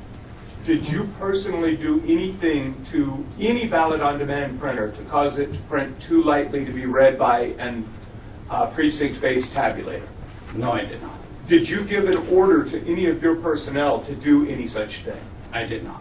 Are you aware of any order like that being given? I'm not aware of that. Are you aware of any of your personnel engaging in such an act? I am not aware. Are you aware of anybody engaging in such an act on any of our ballot-on-demand printers used in the 2022 general election? I am not aware. That's all I have, Your Honor. Thank you. Brief pause, sir. Redirect, excuse me. I'll be brief, Your Honor. Very well.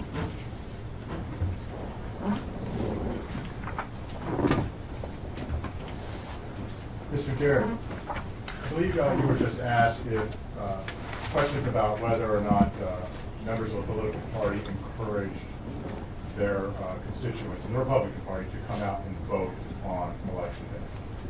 All that? Yes. And was that event factored into your forecast for turnout on election day? When we made the initial forecast for the plans that were submitted to the board in May, no, it was not. So your estimates in the forecast would necessarily be low because they didn't take into account that factor, correct? Our forecast is 251,000, our lowest model, and there's 248,000. So I think they pretty accurately forecasted how many people turned out in person on election day. Well, tell me how that squares when, counsel just asked you a question, were you aware that members of the Republican Party were telling Republican voters to come out on election day, and you didn't account for that? How does that square with a lower forecast number? Well, we had record turnout, near record turnout for the 2022 general elections, 64%.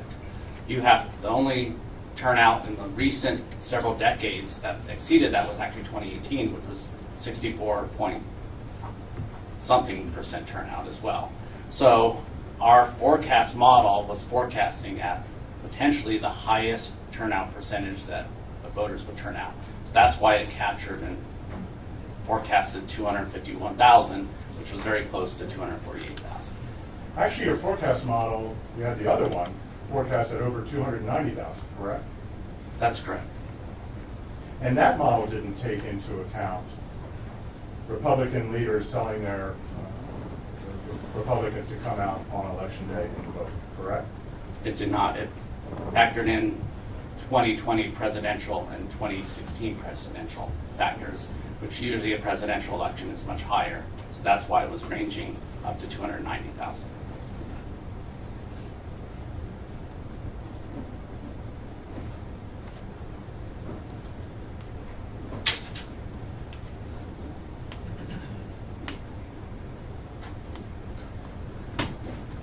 Council asked you some questions about a 19-inch ballot image being projected onto a 20-inch paper. Do you recall that?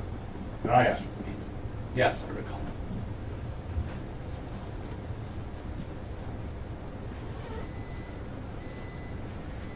Do you have any idea how that could occur? I do not. Would it require two different ballot definitions to be installed on the EMS? Your first question asked if I have any idea how it could occur, and I said I do not. Do you know what a site book is? Yes, that's our check-in station. And the site book pulls up the voter, correct? Yes, it's connected to the recorder's voter registration system through a virtual private network, secure, so then it would, when a voter checks in, it pulls up their specific information and then would alert our ballot on demand printer which ballot style is sent. So where does the ballot definition reside then? So it's on a laptop that's connected to our ballot on demand printers.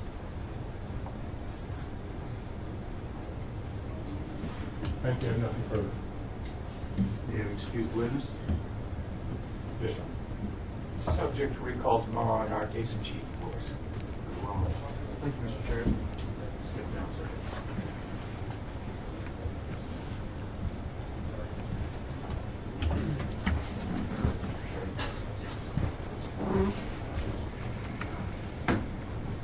I've allocated some time to take a mid-morning break. Some of that has to do with my court reporter. So I do need to take a recess for that. Who would you be calling as your next witness? Your Honor, matter of fact, I was just talking with counsel about asking the court for a short break. I want to reassess given the time, and so if I may. Yes, you certainly may, because I'm going to have a mid-morning break here. Yes. So what I'm trying to assess, though, is whether I can shave 5 minutes off of that or not.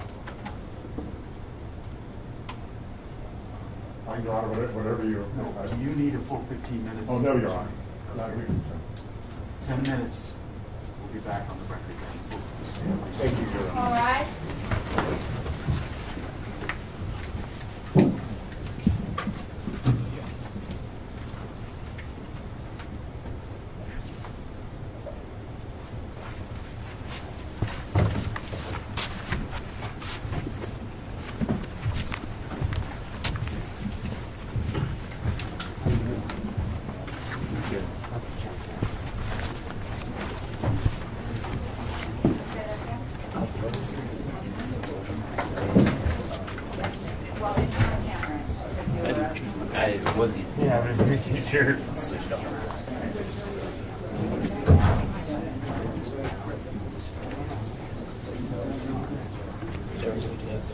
Yeah, if you go past that hallway, you have to right out that door. So do you have like a what wall box? Oh, you don't need an extra arm. Okay, I have to figure out. Yeah, yeah. If I, yeah. would be much better. Let me get the pad.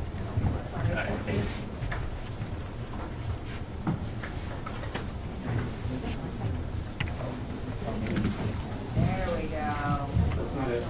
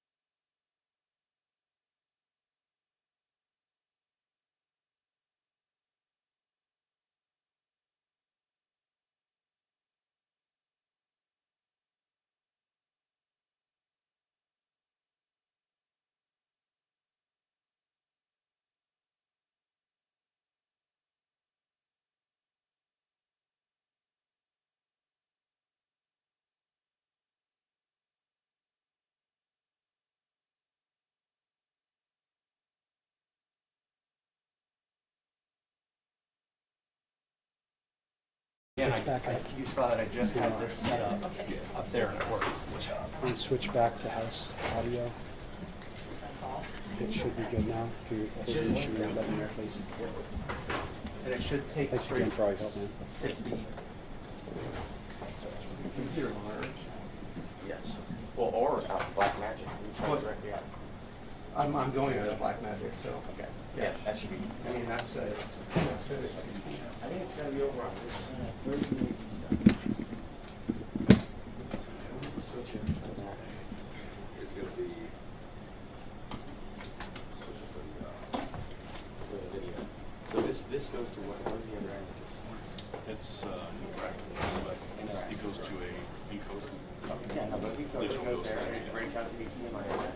No, it actually just encodes the traffic. Okay, does it show a link over there? Because we show a link here underneath the table. Yeah, because. Yeah, I'm looking around. We have a link light. There's a link light. Well, the interesting thing is when I unplug this. Do you have a key to the IT closet? Wait, Will, is that link light is to the other side? Oh, I got you. That's just saying. Okay, so HDMI device is is connected. But I would say look at the back. Is that the room right there? Yeah, but the. Do you have a key to that? Like 5 minutes. We gotta right now. Okay, 2 minutes. Even another input. Another input. No. Is this one working? Yeah, I just went out there and it was fine. Okay, if that was there, let's just get an HDMI cable from there to here. I got one. Perfect. Thank you.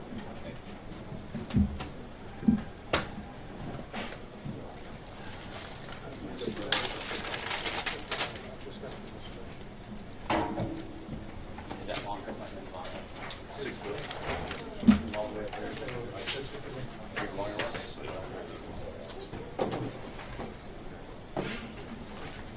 I have a longer cable. Okay, great. Perfect. Yes, it is.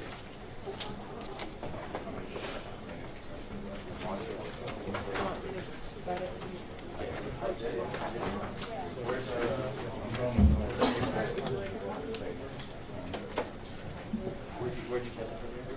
Just right here. I got one. Oh, great. I would check your hand, but doesn't sound too bad. Wow. I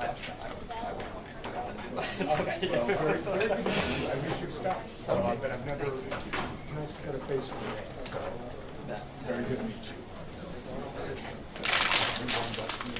Thanks for your service, by the way. You're welcome.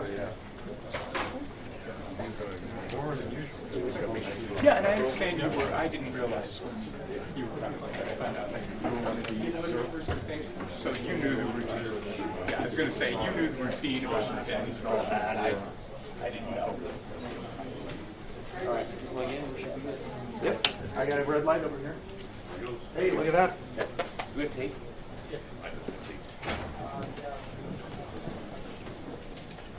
Should go black. Do you have any gaffers? Gaffers tape? Actually, shit. Oh, you do? Awesome, dude. Thank you. Yeah, well, you probably should, yeah. Yeah, so you probably should ask her. As long as we can identify what we're talking about. I've given you this, you give me saying like, you want me to tell you 60 feet long? You want me to read the whole thing? I can do it. Just give me a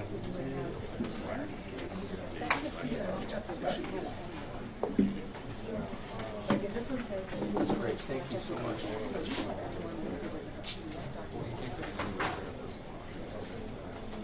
That's what it says. That's not how I mean, that's fine. You can say the number. Thank you, thank you. And your card's right back here.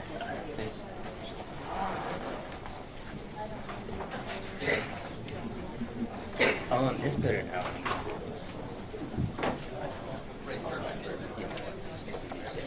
Nice to see you. Thank you.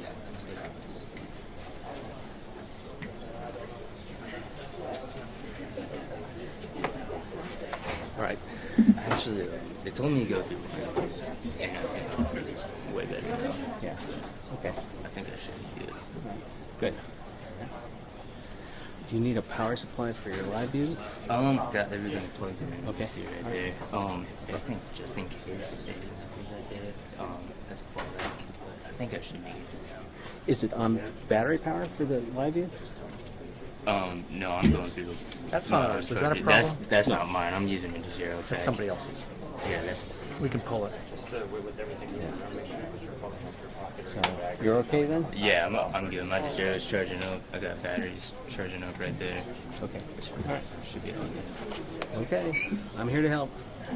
Appreciate it. We're all in this together, aren't we? Yeah, damn right we are. That's the way I always look at it. When I'm pool or somebody else is pool. Yeah. We're working for everybody. Right. Yeah. Any ideas? Well, I think you've got the line level figured out. Yeah, I got the audio. And that's hopefully we'll have better audio from now on. Have you thought of flux capacitor? Yes. Yeah, and you got that covered? It's on its way. Okay. See you later. Good luck. Thank you.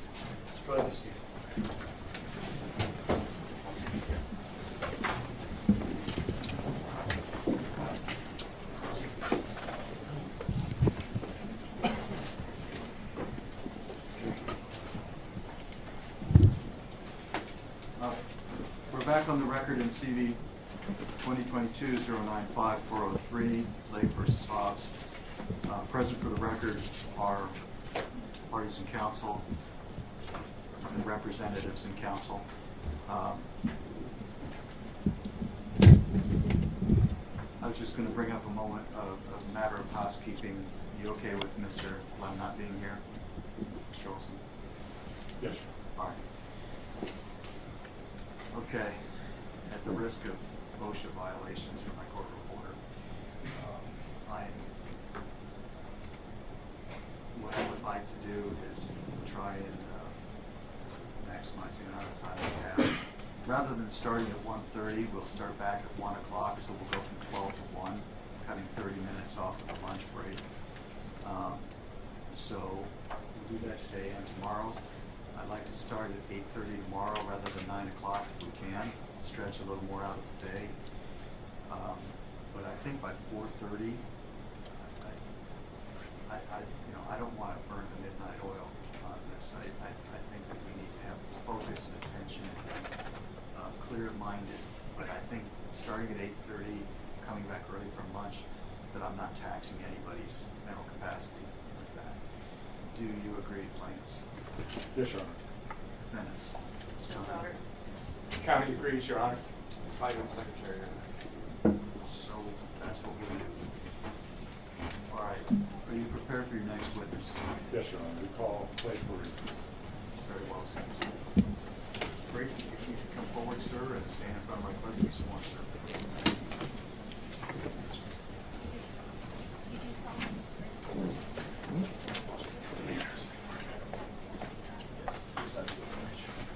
Sir, if you could make your way around to stand and have a seat. As soon as your witness is situated, you may begin. Are you doing the questioning, Mr. Olson? Yes, Your Honor.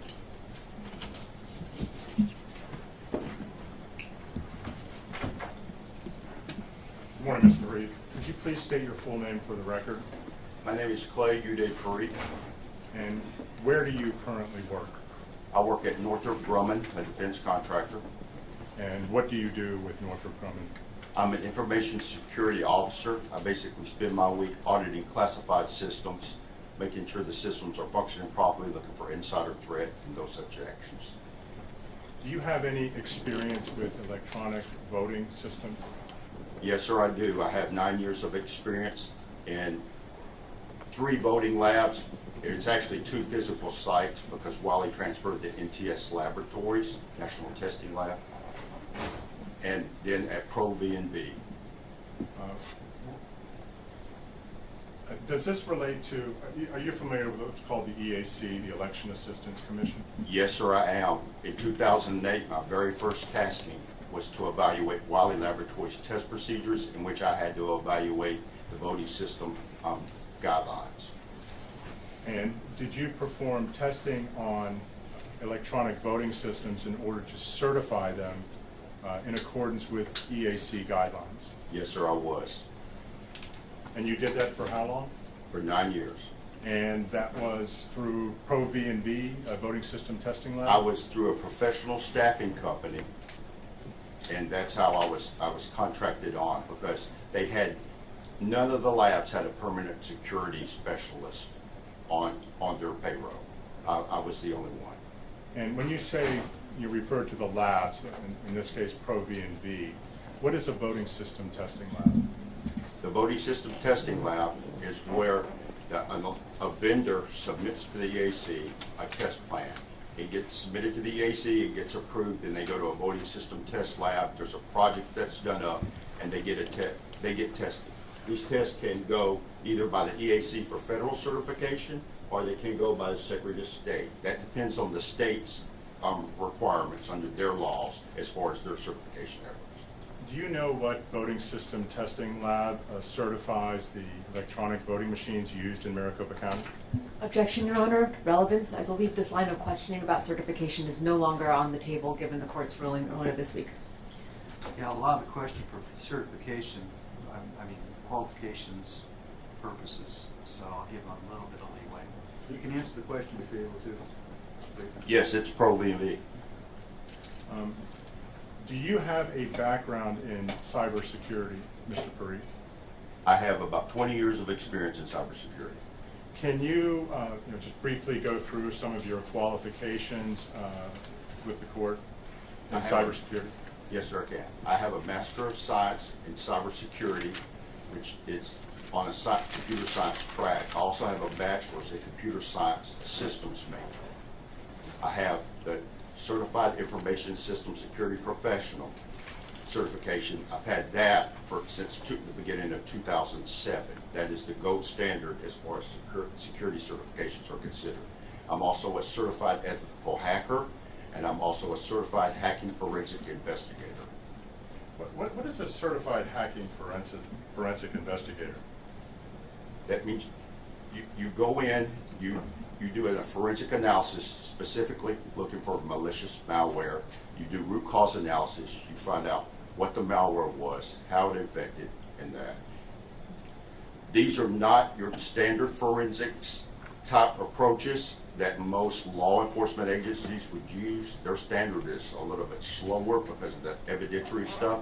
But if you're in an incident response center, as I've helped run in the past, when you have an emergency or something happens, you have to react then. And these are the type of actions that you learn. You learn to get in, do the analysis quickly, make sure you're secure in your analysis because you have to come up with remediation efforts. How long have you been at Northrop Grumman? Just about 3 years. Okay. So prior to working with Northrop Grumman, did you work in a cyber capacity for the U.S. government? Yes, I have. Could you describe some of your positions starting, for the past 15 years, 20 years that you've been involved in and what you did, just briefly? I've worked in anywhere from mid-sized companies that dealt with cybersecurity information assurance to as large as some of the larger ones. I've worked for Lockheed Martin, which is a good tenure of my time, Leidos Corporation, BAE Systems, and in all those capacities, I did information assurance, cybersecurity. At one stint with a smaller company, I was to perform threat for an agency within the United States Army. Did you ever work with the Marshall Space Flight Center? Yes, I was. I was the IT security manager for the enterprise operations. And just briefly, what does the IT security manager do? I'm in charge of making sure the vulnerability scans were done, that all the security configurations, that all the governance and compliance that NASA developed for their security postures and daily operations and continuity of operations were followed. Did you ever work for the Army Corps of Engineers? Yes, sir. I was the deputy cyber manager for their enterprise operation, which includes 52 major sites throughout the world. And in that capacity, what were your job responsibilities? I was the deputy cyber manager, and because of my certifications and qualifications, I helped the security operations center manager handle his task in monitoring, and I also helped the security incident response manager in her functions because they're the ones that react to when the Army Corps is attacked, and they're attacked a lot. Do you possess a security clearance, Mr. Parikh? Yes, sir, I do. I'm currently a top secret clear, but I've held SCI levels before. Did you ever work with the Army Threat Systems Management Office? Yes, sir. That's where I played threat. I attacked systems, and whether it was an information system, a medical system, or a weapon system. Do you have any other certifications besides CISSP or the Certified Hacking Forensic Investigator or Certified Ethical Hacker? Yes, sir. I have an ITIL 3 certification, which is an international process for handling IT service management. It's much like the Six Sigma. Several companies like Lockheed Martin have their own that's called LM21. These are all process improvements to refine and affect the quality output and service that you provide. Are you familiar with the phrase root cause analysis? I am very familiar with root cause analysis. Could you please just briefly explain what root cause analysis refers to? In simple terms, it's basically troubleshooting, but you have to find what caused the initial issue to happen. Sometimes this can be very complicated, sometimes it can be fairly easy, but you have to have an intense understanding of the overall process involved in any organization. And this root cause analysis could be done from what's called a governance perspective, where you look at documentation, process, procedures, because flaws within those can produce the issue, or it can be from a technical finding. I've done hundreds to probably thousands of root cause analysis in all different types of environments. Could you give an example of an actual event in which you led the effort for a root cause analysis? And just a quick overview. I've done one for the Navy Marine Corps Internet, which was the world's largest WAN. They did, which has tens of thousands of workstations. There was an issue that resolved. They were having, after upgrades of the operating systems, they had technical issues, and based on those type of issues and analyzed to know what was going on, I requested that the BIOS data be provided, and that ended up the root cause, because the problem systems had that, because they did not properly manage the BIOS. That's a low-level technical one. There's been others involved where the Air Force had it, what's I would say world-facing internet site. Was on the internet, got pulled down because a vulnerability was found, and I was put in charge to do the root cause analysis to find out how the system was compromised, what happened, and suggested the mitigation efforts. Have there ever been any criminal prosecutions that have resulted from your work?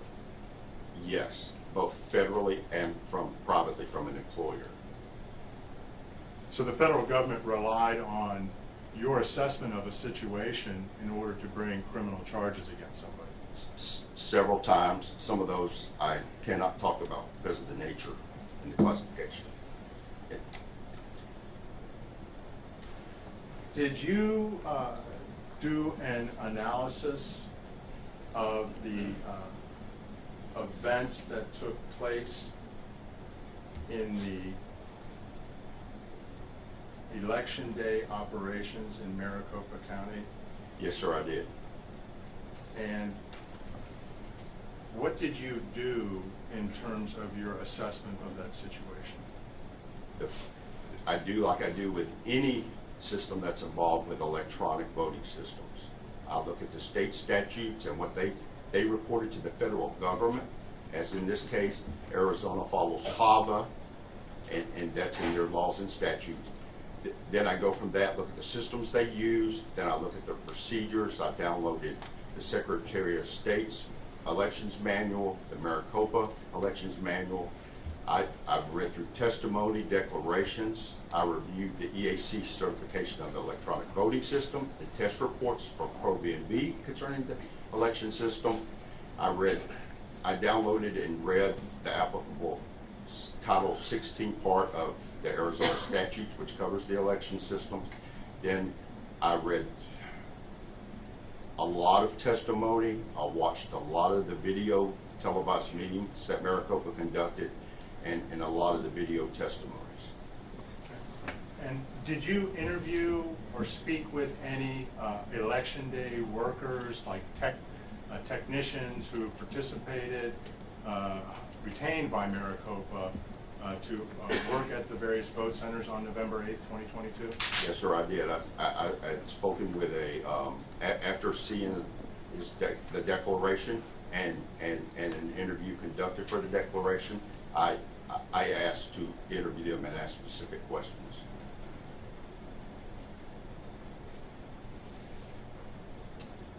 Did you perform an inspection of the ballots on behalf of plaintiff in connection with an inspection pursuant to ARS 16677? Yes, sir, I did. And when did that inspection take place? That was just yesterday.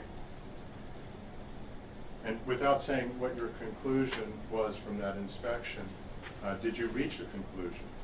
It confirmed my initial assumptions on the possible effects of what caused the technical issues. Yes, sir.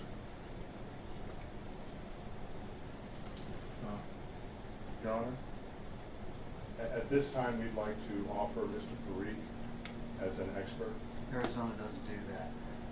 Basically, you can ask the questions and then it's an objection as to foundation. Okay, yes, Your Honor. Mr. Parikh, you examined the ballots in the inspection performed at MTech yesterday, correct? Yes, sir. I was allowed to select the sampling per the request in the court's instructions. Can you did you have a plan going into that inspection with what ballots you wanted to select and inspect?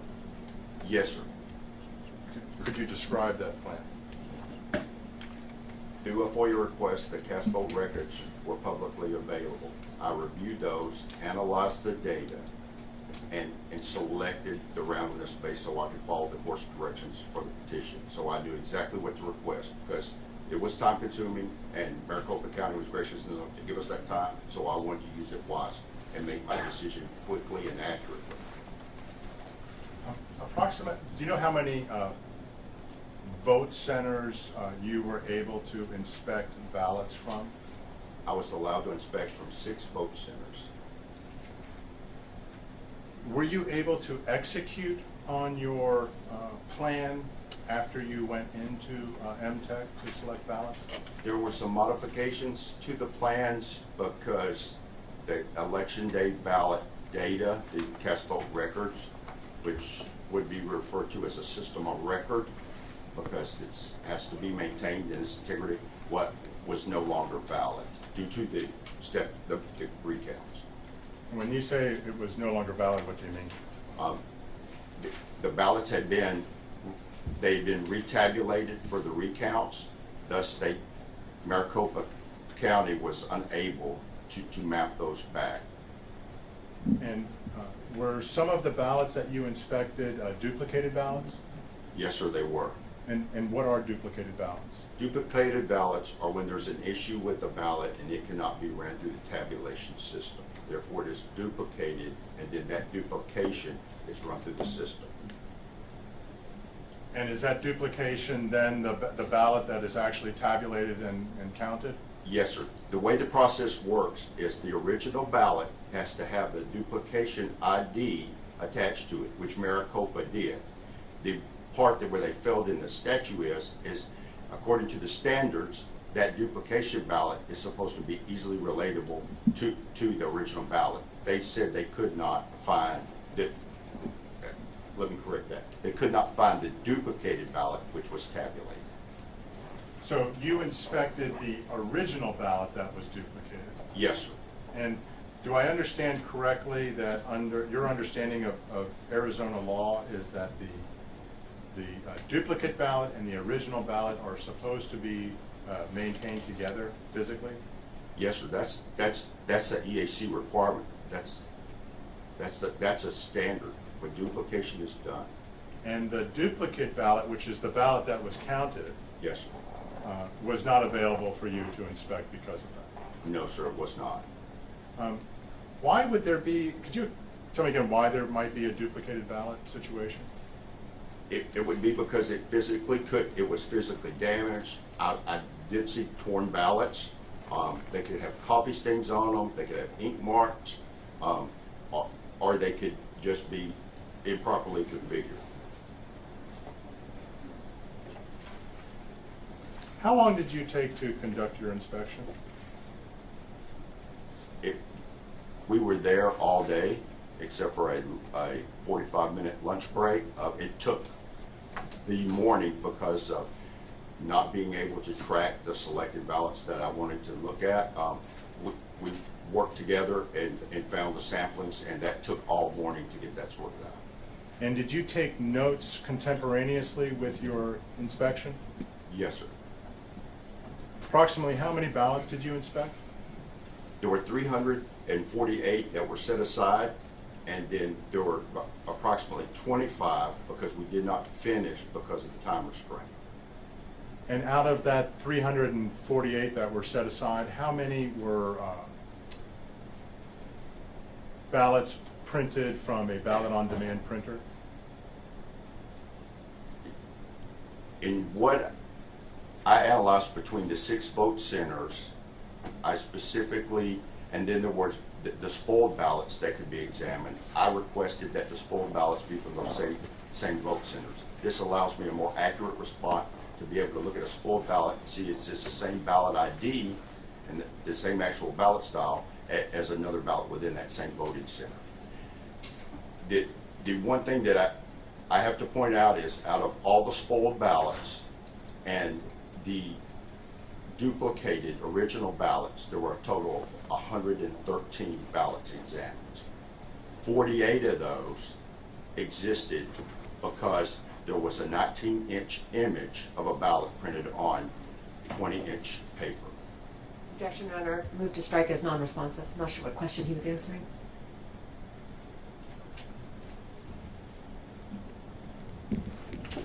Well, I don't know that it was non-responsive. I'll overrule it and cross-examine. So, Mr. Parikh, it's your testimony upon inspection of these ballots that you determined that there was a 19-inch ballot image projected onto the 20-inch paper. Is that accurate? Yes, that is accurate. That's one of the initial things when I initially were reviewing evidence that was presented and in the public, I saw that the ballots, and it was, to me, was easily identifiable.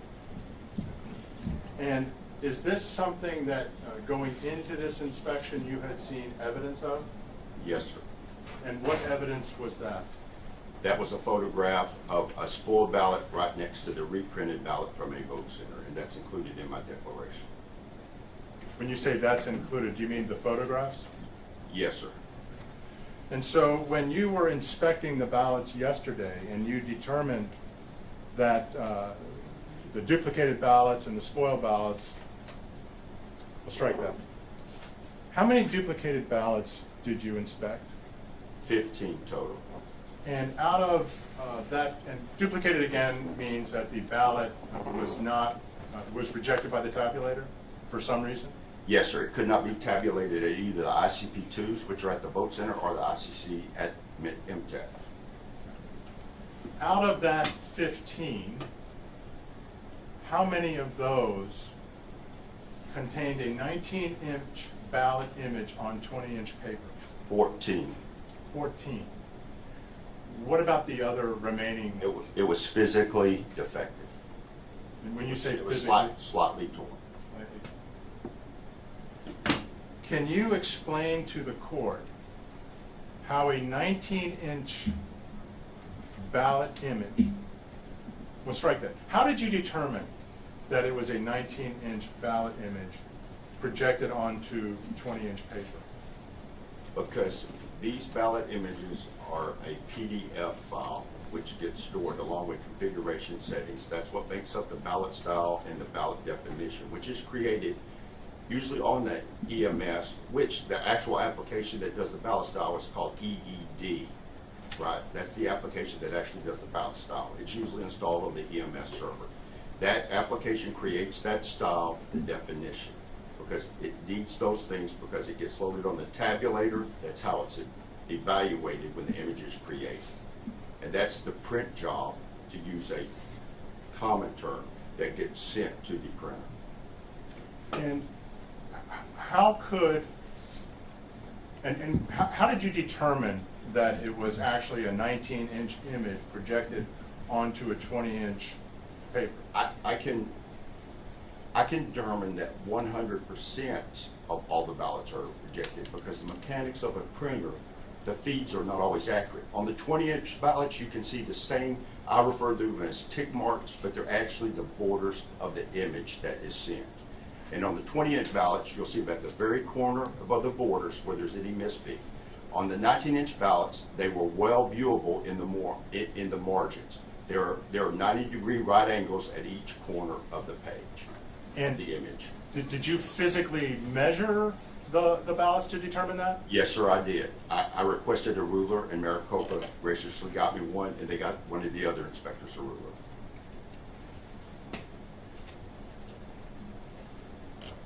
How could a 19-inch ballot image appear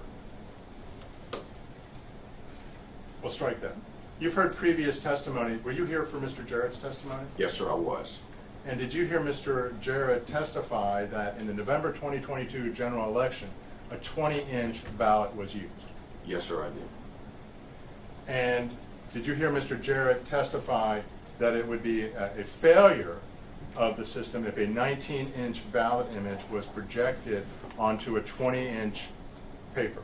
Objection, Your Honor, that misstates the testimony of the prior witness as to the word failure. I'm assuming you're going to follow up with a question for an opinion. I think you can frame it as a hypothetical without arguing about. Yes, Your Honor. Go ahead, rephrase.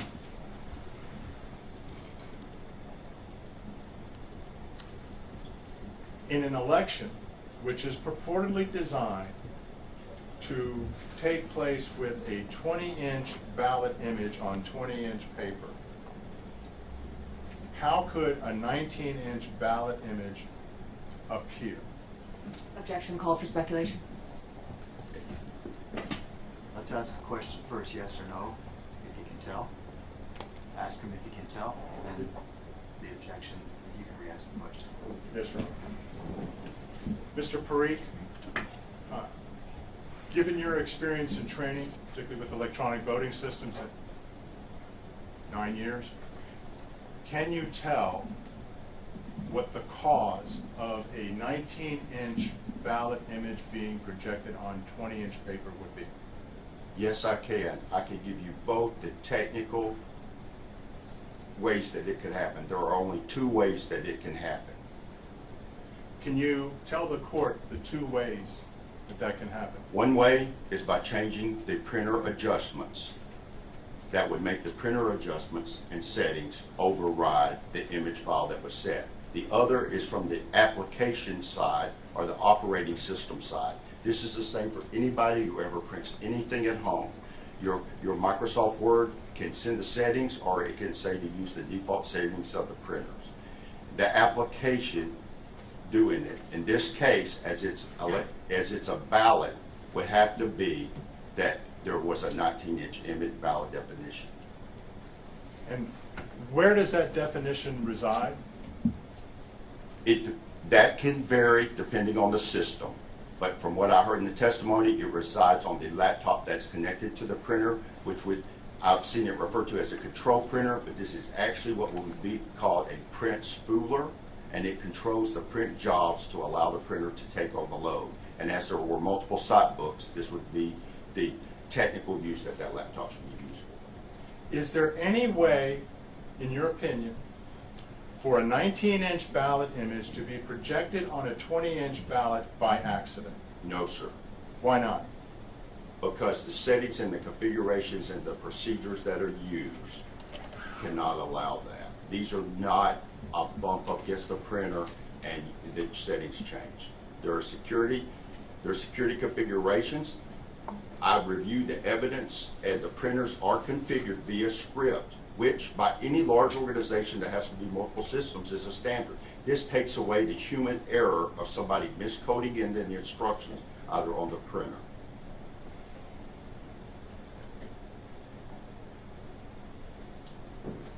Prior to an election, would the strike that. Prior to an election, would it be detectable that a 19-inch ballot image had been projected onto 20-inch paper? Yes, if logic and accuracy tested that all voting styles or ballot definitions were included, which a standard logic and accuracy testing should test every style that's available, and there should be a listing of such styles.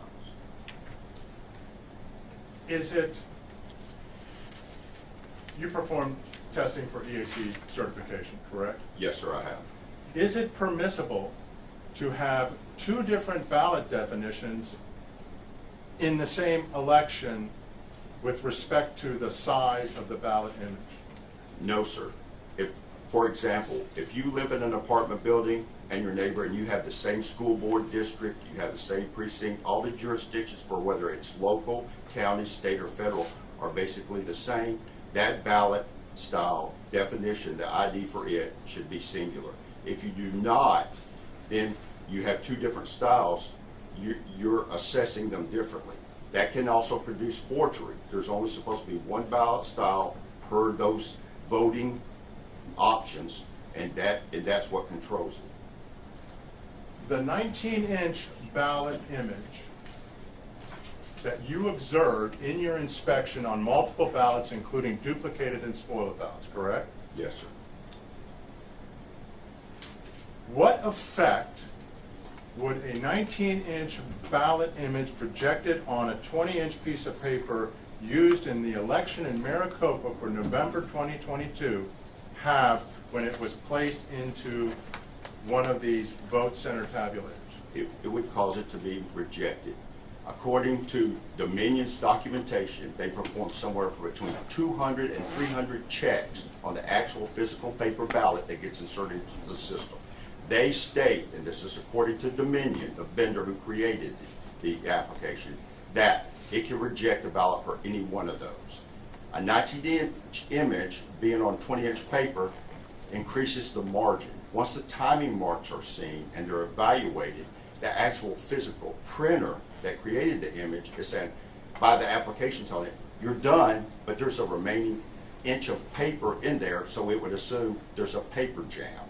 And to detect, I specifically asked, there were paper jams to where he opened up and there was no paper. So from a programming perspective, the machine would throw the paper jam error, but yet there would be no paper. And you're referring to a tech. You say you spoke to a tech. Would that be Aaron Smith? Yes, sir. And what did Mr. Smith tell you? First of all, who is Aaron? What is your understanding of Mr. Smith's role during the November 2022 election? I think he repeatedly followed all the procedures that he was instructed to follow. He put a good, solid effort forward to resolve the issues. It finally became to where the issue could not be resolved according to the procedures, and he actually had to request a replacement tabulator, which so happened to be misconfigured. Do you know why Aaron wanted to testify today? I think, Your Honor, call for speculation, lack of foundation. That's going to call for speculation. Withdraw the question.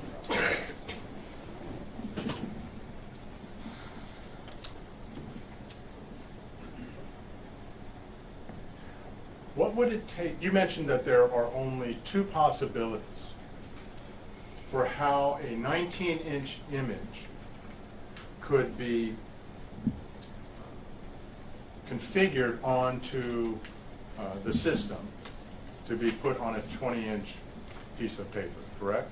yes, my assessment applies to anything that is printed.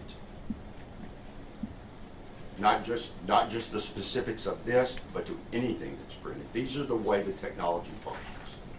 But you testified that there's only two ways that Yes, there this are only situation two. could arise. There are only two. Okay.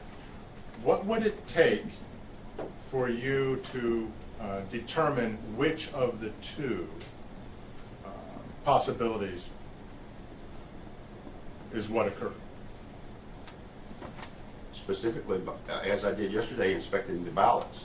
There were some ballots that were spotty, but the spottiness was also of batches from the vote centers that were correctly tabulated. So that confused me. And the stuff that was mentioned about the fusers and the heating, because they first said it was a toner issue when it's not, it's a tray weight issue, which affects the heat of the fusers.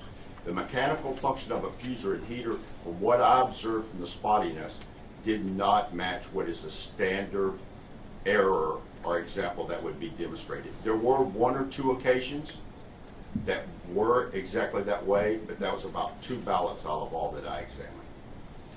But if you were to try to determine whether it was a printer issue, configuration issue, or an issue with the ballot definition with respect to how a 19-inch image was projected onto 20-inch paper, what would you need to do? I would need to see the ballot styles and the ballot definitions.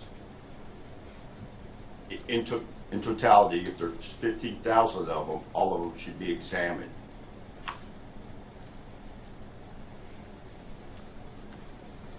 Do you have, obviously you've been practicing in the cyber field for 2 decades, correct? Yes, sir. And it includes everything, to include printers. That's what I was going to ask you. Do you work with printers? Do you understand how printers function and work? And at what level is your experience? To a detailed level, to where I actually called one of the government agencies in the missile defense side to get highly upset because I understand the protocols that run. And it's not just printers, there are multifunctional devices, MFDs as we refer to them, because they can scan, they can print, they can send file transfers, and I've evaluated protocols. I've also done root cause analysis because classified printers they can print classified data even when they're not supposed to because of the rollers. And this is one thing refer to it as ghost printing. I did see that repeatedly on the early vote ballots that were printed by Runtech because, in my opinion, the ink was a little bit too deep and too shiny for that, and I did. I was able to even see candidates' names in white space. It's very light and gray, but that's why I refer to it as ghost printing.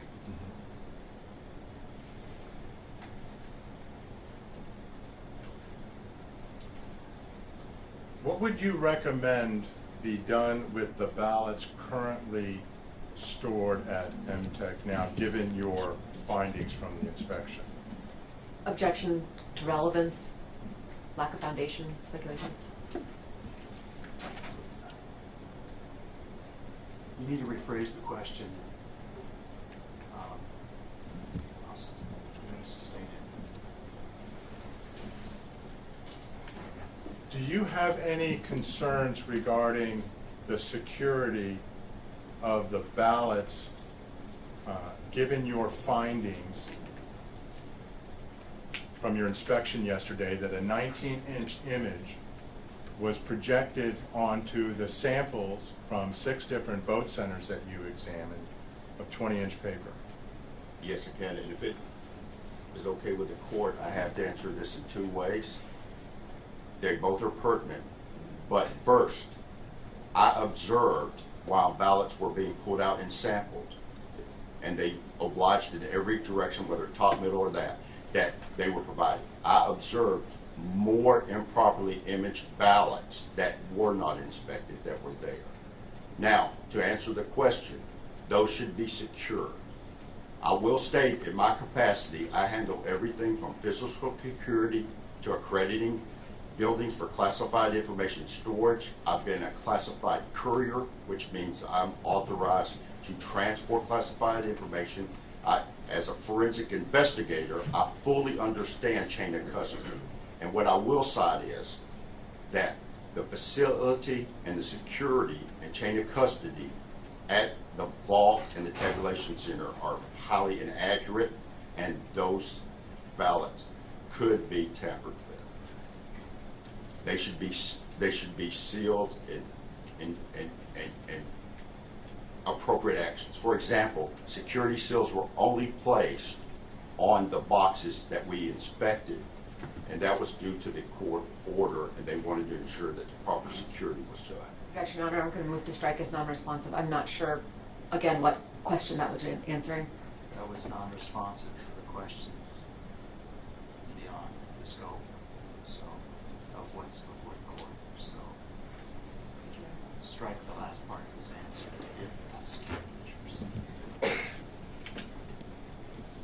John, just a point of clarification. You said strike the last part.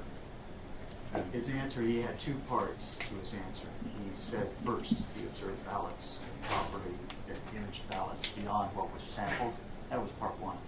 Part 2 is the commentary about the continued or ongoing storage. It's all right, I've been accused of being soft-spoken. Part 2 was the testimony that related to the ongoing security concerns. That's the part that is not relevant to the issues that are before the court. Yes, Your Honor. Mr. Parikh, you mentioned that you saw other ballots that you could see, do I understand that correctly, had a 19-inch ballot image projected onto 20-inch paper? Yes, sir. And how could you tell that? Because the difference in the margin, as they were being taken out of the box and placed on the table and shuffled around, it was obvious, it was apparent to me. Is there, when, on these ballots with a 19-inch image, are there marks that that are different around the corners than the 20-inch ballots? Yes, sir. You will see the corner edges of the image, which would be considered, the actual size of the paper. Those right angle marks at each, the top left, top right, bottom left, bottom right, are within the margin space. They're clearly visible. Did you, you mentioned that you kept notes of your inspection. Did you draft a report that summarized those notes with conclusions? Yes, sir, I did. If the court were to ask you for it, would you be able to provide it to the court? Yes, sir, I would. And would that report be, would you swear to the accuracy of your conclusions in that report? Yes, I would. And would you swear to the accuracy of the results of your inspection in that report? Yes, sir, I would.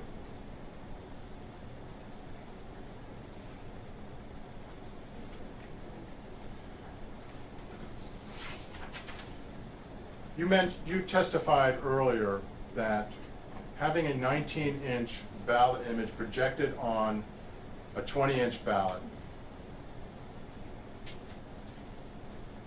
as you observed appearing from ballots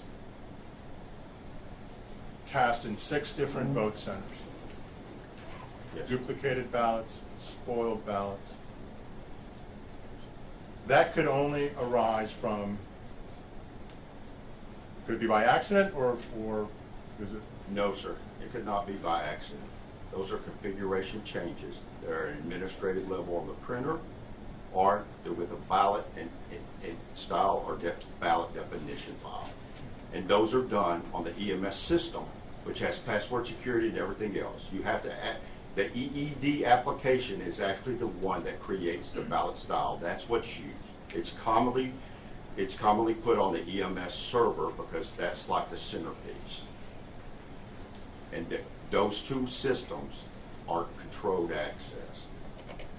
You testified earlier that you have been involved in other assessments of failures relating to cyber-related issues, correct? Yes, sir. And that we call that a root cause analysis, correct? Yes, sir. I was part of the working group that established what's called the IRA process, which is a risk analysis and assessment process for the Missile Defense Agency years ago. It's a standard risk analysis and assessment, and in order to do that, that's the basis of how you analyze threat, and then you also, that's why you conduct root cause analysis, because you have to be specific when you assess risk. Excuse me. In the performance, in your experience, and you testified earlier that the federal government that had actually criminally prosecuted people based on your findings in a root cause analysis?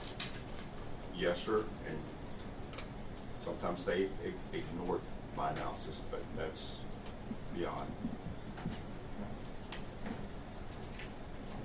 Given your opinion that, strike that, given your opinion and your knowledge of how ballot definitions are configured and how printers work,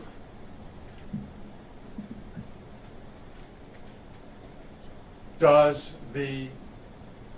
your finding of a 19-inch image, ballot image, placed on 20-inch paper, does that implicate violations of criminal law?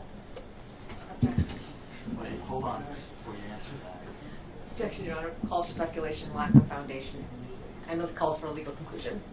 It does call for a legal conclusion. Your Honor, the witness has testified that... I heard. Yes, Your Honor. I'll sit down.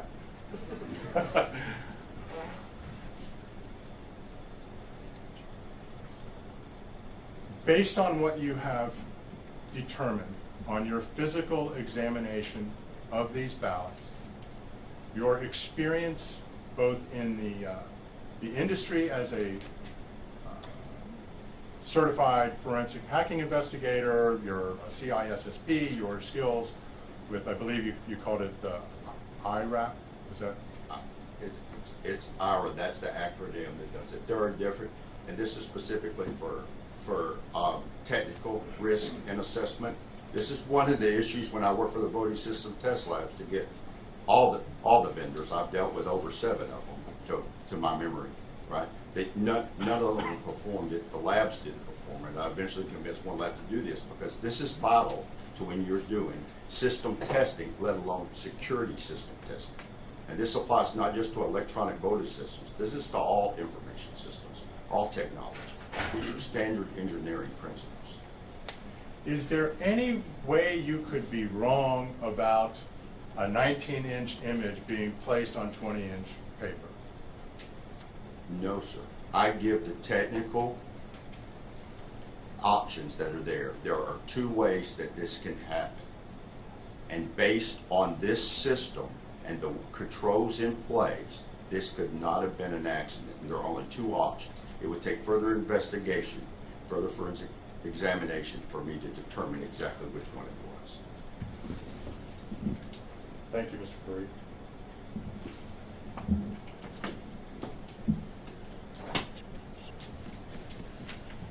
Cross-exam. Back to you, Mr. Liddy. Your Honor, I think we're going to break up the cross-examination if possible, one from the county and one from the governor-elect House as well. And if we could do the counties first, I think we might get to the other one after lunch. Mr. Liddy. Thank you, Your Honor. I appreciate that, as some of these allegations go directly to the conduct of the election by my client, Maricopa County. Is it, Mr. Kari, is that correct pronunciation? Yes, sir, it is. And where do you reside, Mr. Kari? I reside in Huntsville, Alabama. And you traveled up to Maricopa County for this proceeding? Yes, sir, I did. And who paid for your travel? The attorney fund. The attorney fund? What's the attorney fund? It's the legal fund. I believe it's for all the attorneys associated with this. With this particular litigation? Yes. And did the attorney fund pay for lodging as well? Pay for your lodging? Yes. Lodging is always considered travel. And are you being paid for your time? Yes. And what is the rate at which you're being paid for your time? $250 an hour. That's also coming from the attorney fund? Yes. Are you familiar with an event called Michael Lindell's Moment of Truth? Yes. I spoke at the event. You appeared and spoke at the event? Yes, I did. And where was that event held? In Missouri. Missouri. And was your travel from Alabama to Missouri paid for by someone other than yourself? Yes, sir. And who paid for that? That would, I would assume, would be Mike Lindell. All their travel was arranged. He asked me to speak at the event, and I spoke. And that would be true for your time? Did you also get paid for your time there? I did not charge for my time. And your lodging? That's considered travel that was provided to me. And when you say Mr. Lindell, you're referring to the My Pillow guy? Yes, sir.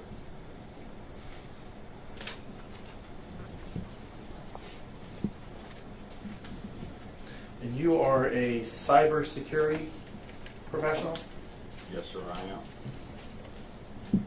During your investigation of this election, did you detect any hacking involved in the 22 general election in Maricopa County? No, sir.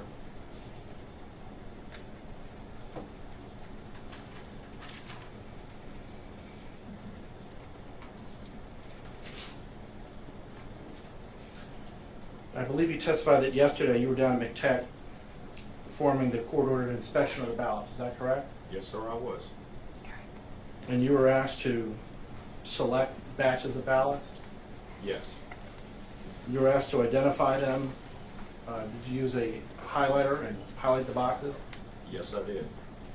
Did you observe the custodian of those ballots opening those boxes? Yes. They opened them in front of all the inspectors. There was a court reporter inspected. There was the other inspector for the other side, that gentleman sitting over there who said he was an attorney. We all were there as they went through. Did the individual who opened the box break the seal? By seal, are you referring to the red tape, which is simply red tape and not a security seal? Well, I'm asking you what you observed. I would not categorize what closed the boxes as a seal. Did you see the serial numbers on it? There were no serial numbers. So in your professional opinion, the ballots were not sealed? The ballots did not have an appropriate security seal on the boxes. That's not on, so, okay, fine. My question was, were the ballots sealed? They were closed with tape. And where were they stored? In the vault and in the tabulation center.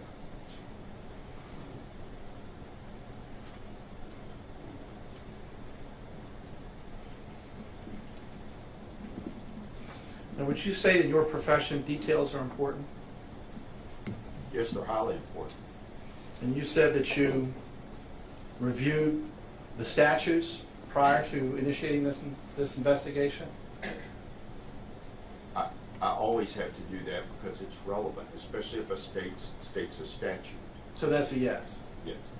And you also reviewed federal statutes? Yes. AVA, I think you said? I'll go as far as back as the 1990 FEC standards. I've reviewed them all, every version of the BBSG. And you downloaded Title 16? Yes. I like to have references for when they're referred to because they've been referred to in the Secretary of State's manual. They were referred to in the Maricopa manuals and procedures. So I like to actually read what's referred to ensure that it's accurate. And when you read those documents, you pay close attention to detail because that's required by your profession. Is that correct? I'm not a legal attorney, and so I read the laws for what they state and how they are. Now, you testified that you reviewed some documents that were provided to the late campaign by a FOIA request. Is that accurate? Objection, Your Honor. I don't believe he ever testified to that.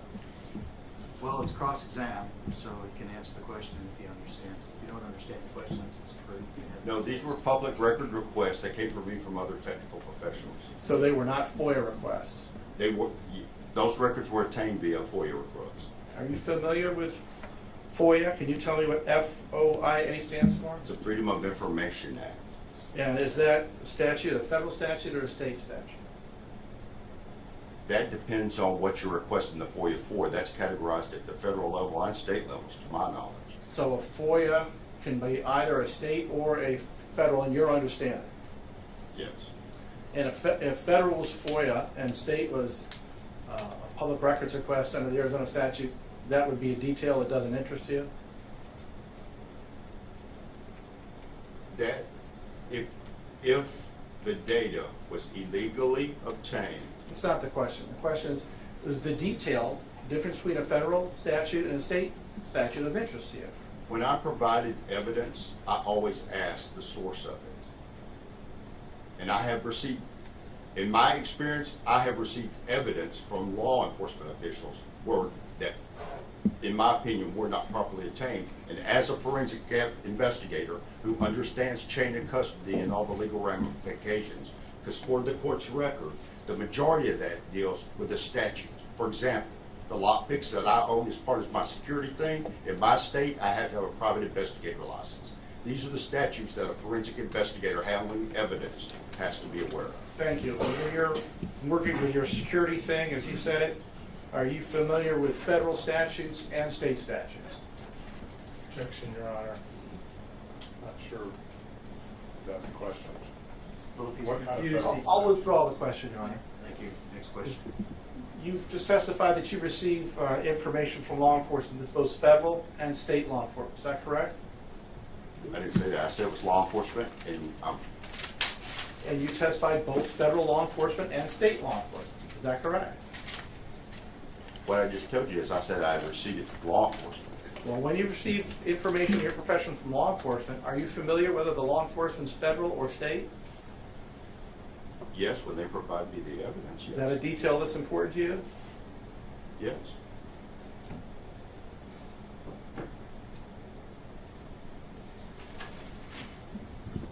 I believe you testified that you examined some ballots that had been duplicated. Is that correct? Yes. And you testified that you examined the originals but not the duplicates. Is that correct? That's correct. And you examined and you testified that the duplicates were not kept next to the duplicate. The duplicates were not kept next to the originals. Is that correct? That's correct. They're supposed to be traceable, easily identifiable. Mr. Garrett said that he would have to get his techs busy and that it would take them over a week to try to find them. That's your recollection of what Mr. Jarrett said? That is what Mr. Jarrett said. And if the ballots, the originals those, and the duplicates were in the boxes right next to each other, would that surprise you? The duplicates that I was shown, because they were duplicated, were part of one of the vote centers and he opened both those boxes. And two, because they couldn't identify some of the original duplicates, they had to run and count them so they could try to map them back to which side they belong to. So that's your recollection of what Mr. Jarrett said when you asked to see the originals of the duplicates? No, sir. I'm asking you a detail. That's a detail that's important. You're telling this court that when you asked Mr. Jarrett to view the duplicates of the originals, that he told you it would take 6 hours. To clarify, I did not ask to see duplicates. They were part of the vote center, and they provided the entirety of what they have for the vote center. They could not provide what was originally. Thank you, Mr. Kari. I think the important point, and I want to ask you this to make sure that I understand it correctly, is that you did not ask to see the duplicates. Objection misstates his prior testimony argumentative. This is cross, just for reference, and all cross. If he doesn't understand the question, he can have it rephrased, but particularly with an expert witness, he's capable of answering. If you don't understand, you can have it rephrased. If you do understand, you can go ahead and answer. Would you like the question restated to you? Yes, sir. Please, Mr. Perrick, is it your recollection that when you asked Mr. Jarrett to see the duplicates and the originals, that he told you it would take 6 hours to get them? One, I did not ask to see them. They Well, were that answers my provided. question then. Thank you, Mr. Perrick. That answers my question. You did not ask to see them.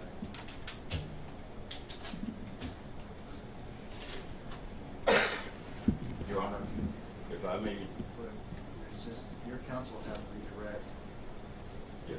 So, just answer his questions. Yes, sir. I just want to state the rule of law. Well, I'm about to wait.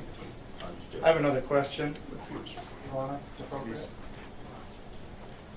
You've testified that you have a working theory that some of the ballots for the 2022 general election were on 20-inch paper, but were printed at 19 inches. Is that correct? 19-inch image printed on 20-inch paper. It is not a theory. Okay, so it was 20-inch paper. The ballot was 20 inches, correct? The paper was 20 inches. And the image was 19 inches, according to your testimony, correct? The ballot image was 19 inches, yes. Are you familiar with a shrink-to-fit setting on a printer? Yes, yes, I am. Could a shrink-to-fit setting account for some of the ballots you observed being 19 inches on 20-inch paper? That is a possibility, but it would violate the configuration settings they had for the voting systems and the tabulators.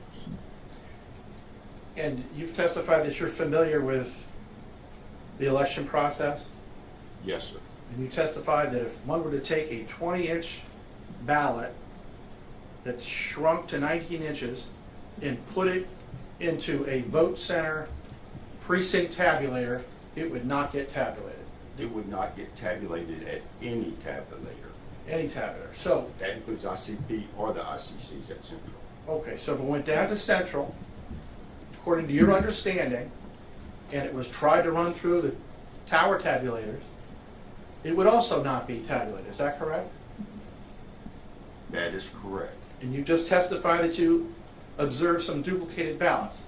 Is it your understanding that a ballot that cannot be tabulated by a precinct-based tabulator and cannot be tabulated by a tower configured tabulator at Central would then be duplicated? It would have to be because it couldn't be tabulated, so it would require duplication.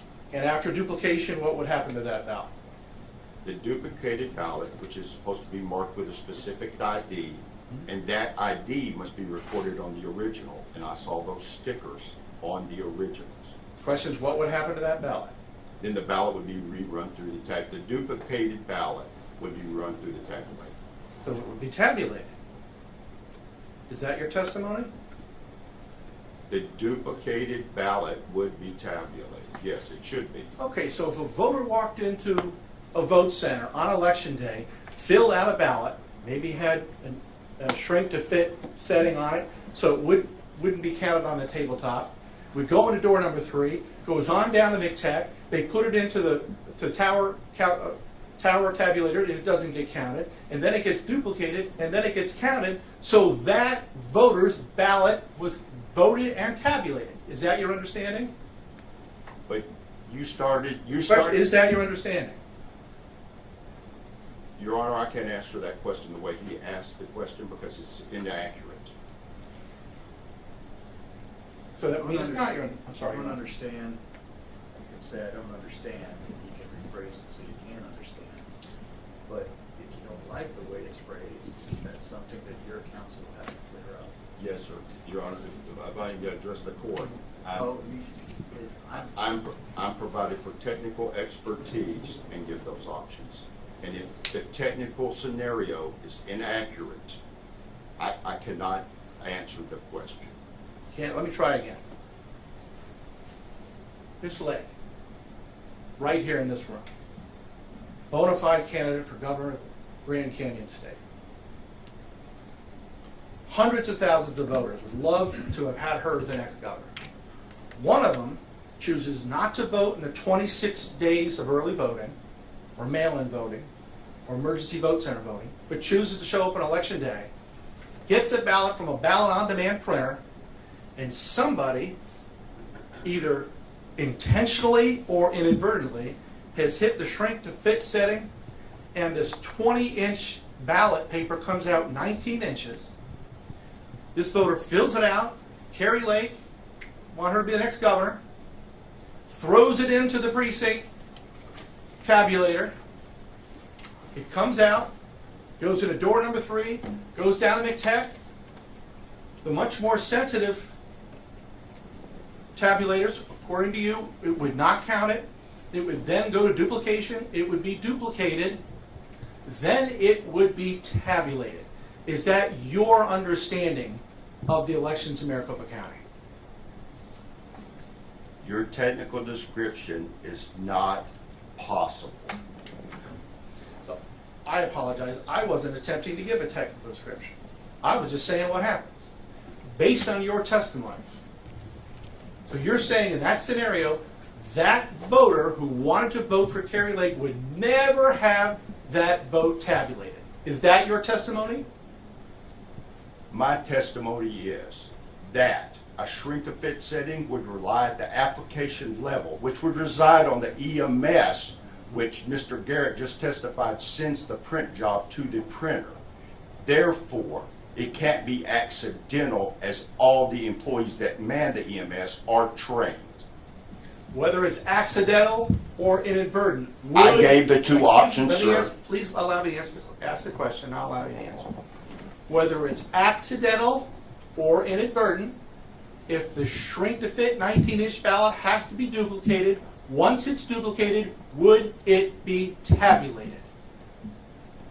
To your understanding. There are two technical ways that that image would be there. None of the ways you Sir, exhibit, Your it's Honor, not I'm even not- possible. That's It's not not possible. possible, Your Honor. I understand what you're saying, Mr. Brady. That's not responsive to his question. If you are able to answer his question, you can do that. Sir, are you able to answer the question? I'm unable to answer your question. Okay. Let me ask a different question. Are duplicated ballots tabulated? Maricopa County, general election 2022. If they're duplicated correctly and they're configured correctly, yes, they should be. Thank you. No further questions, Your Honor.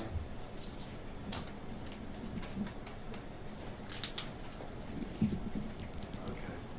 We're at the point where we need a break. We're going to take a 1 hour, not 1.5 hour recess. So we'll be back here at 1 o'clock to resume. So,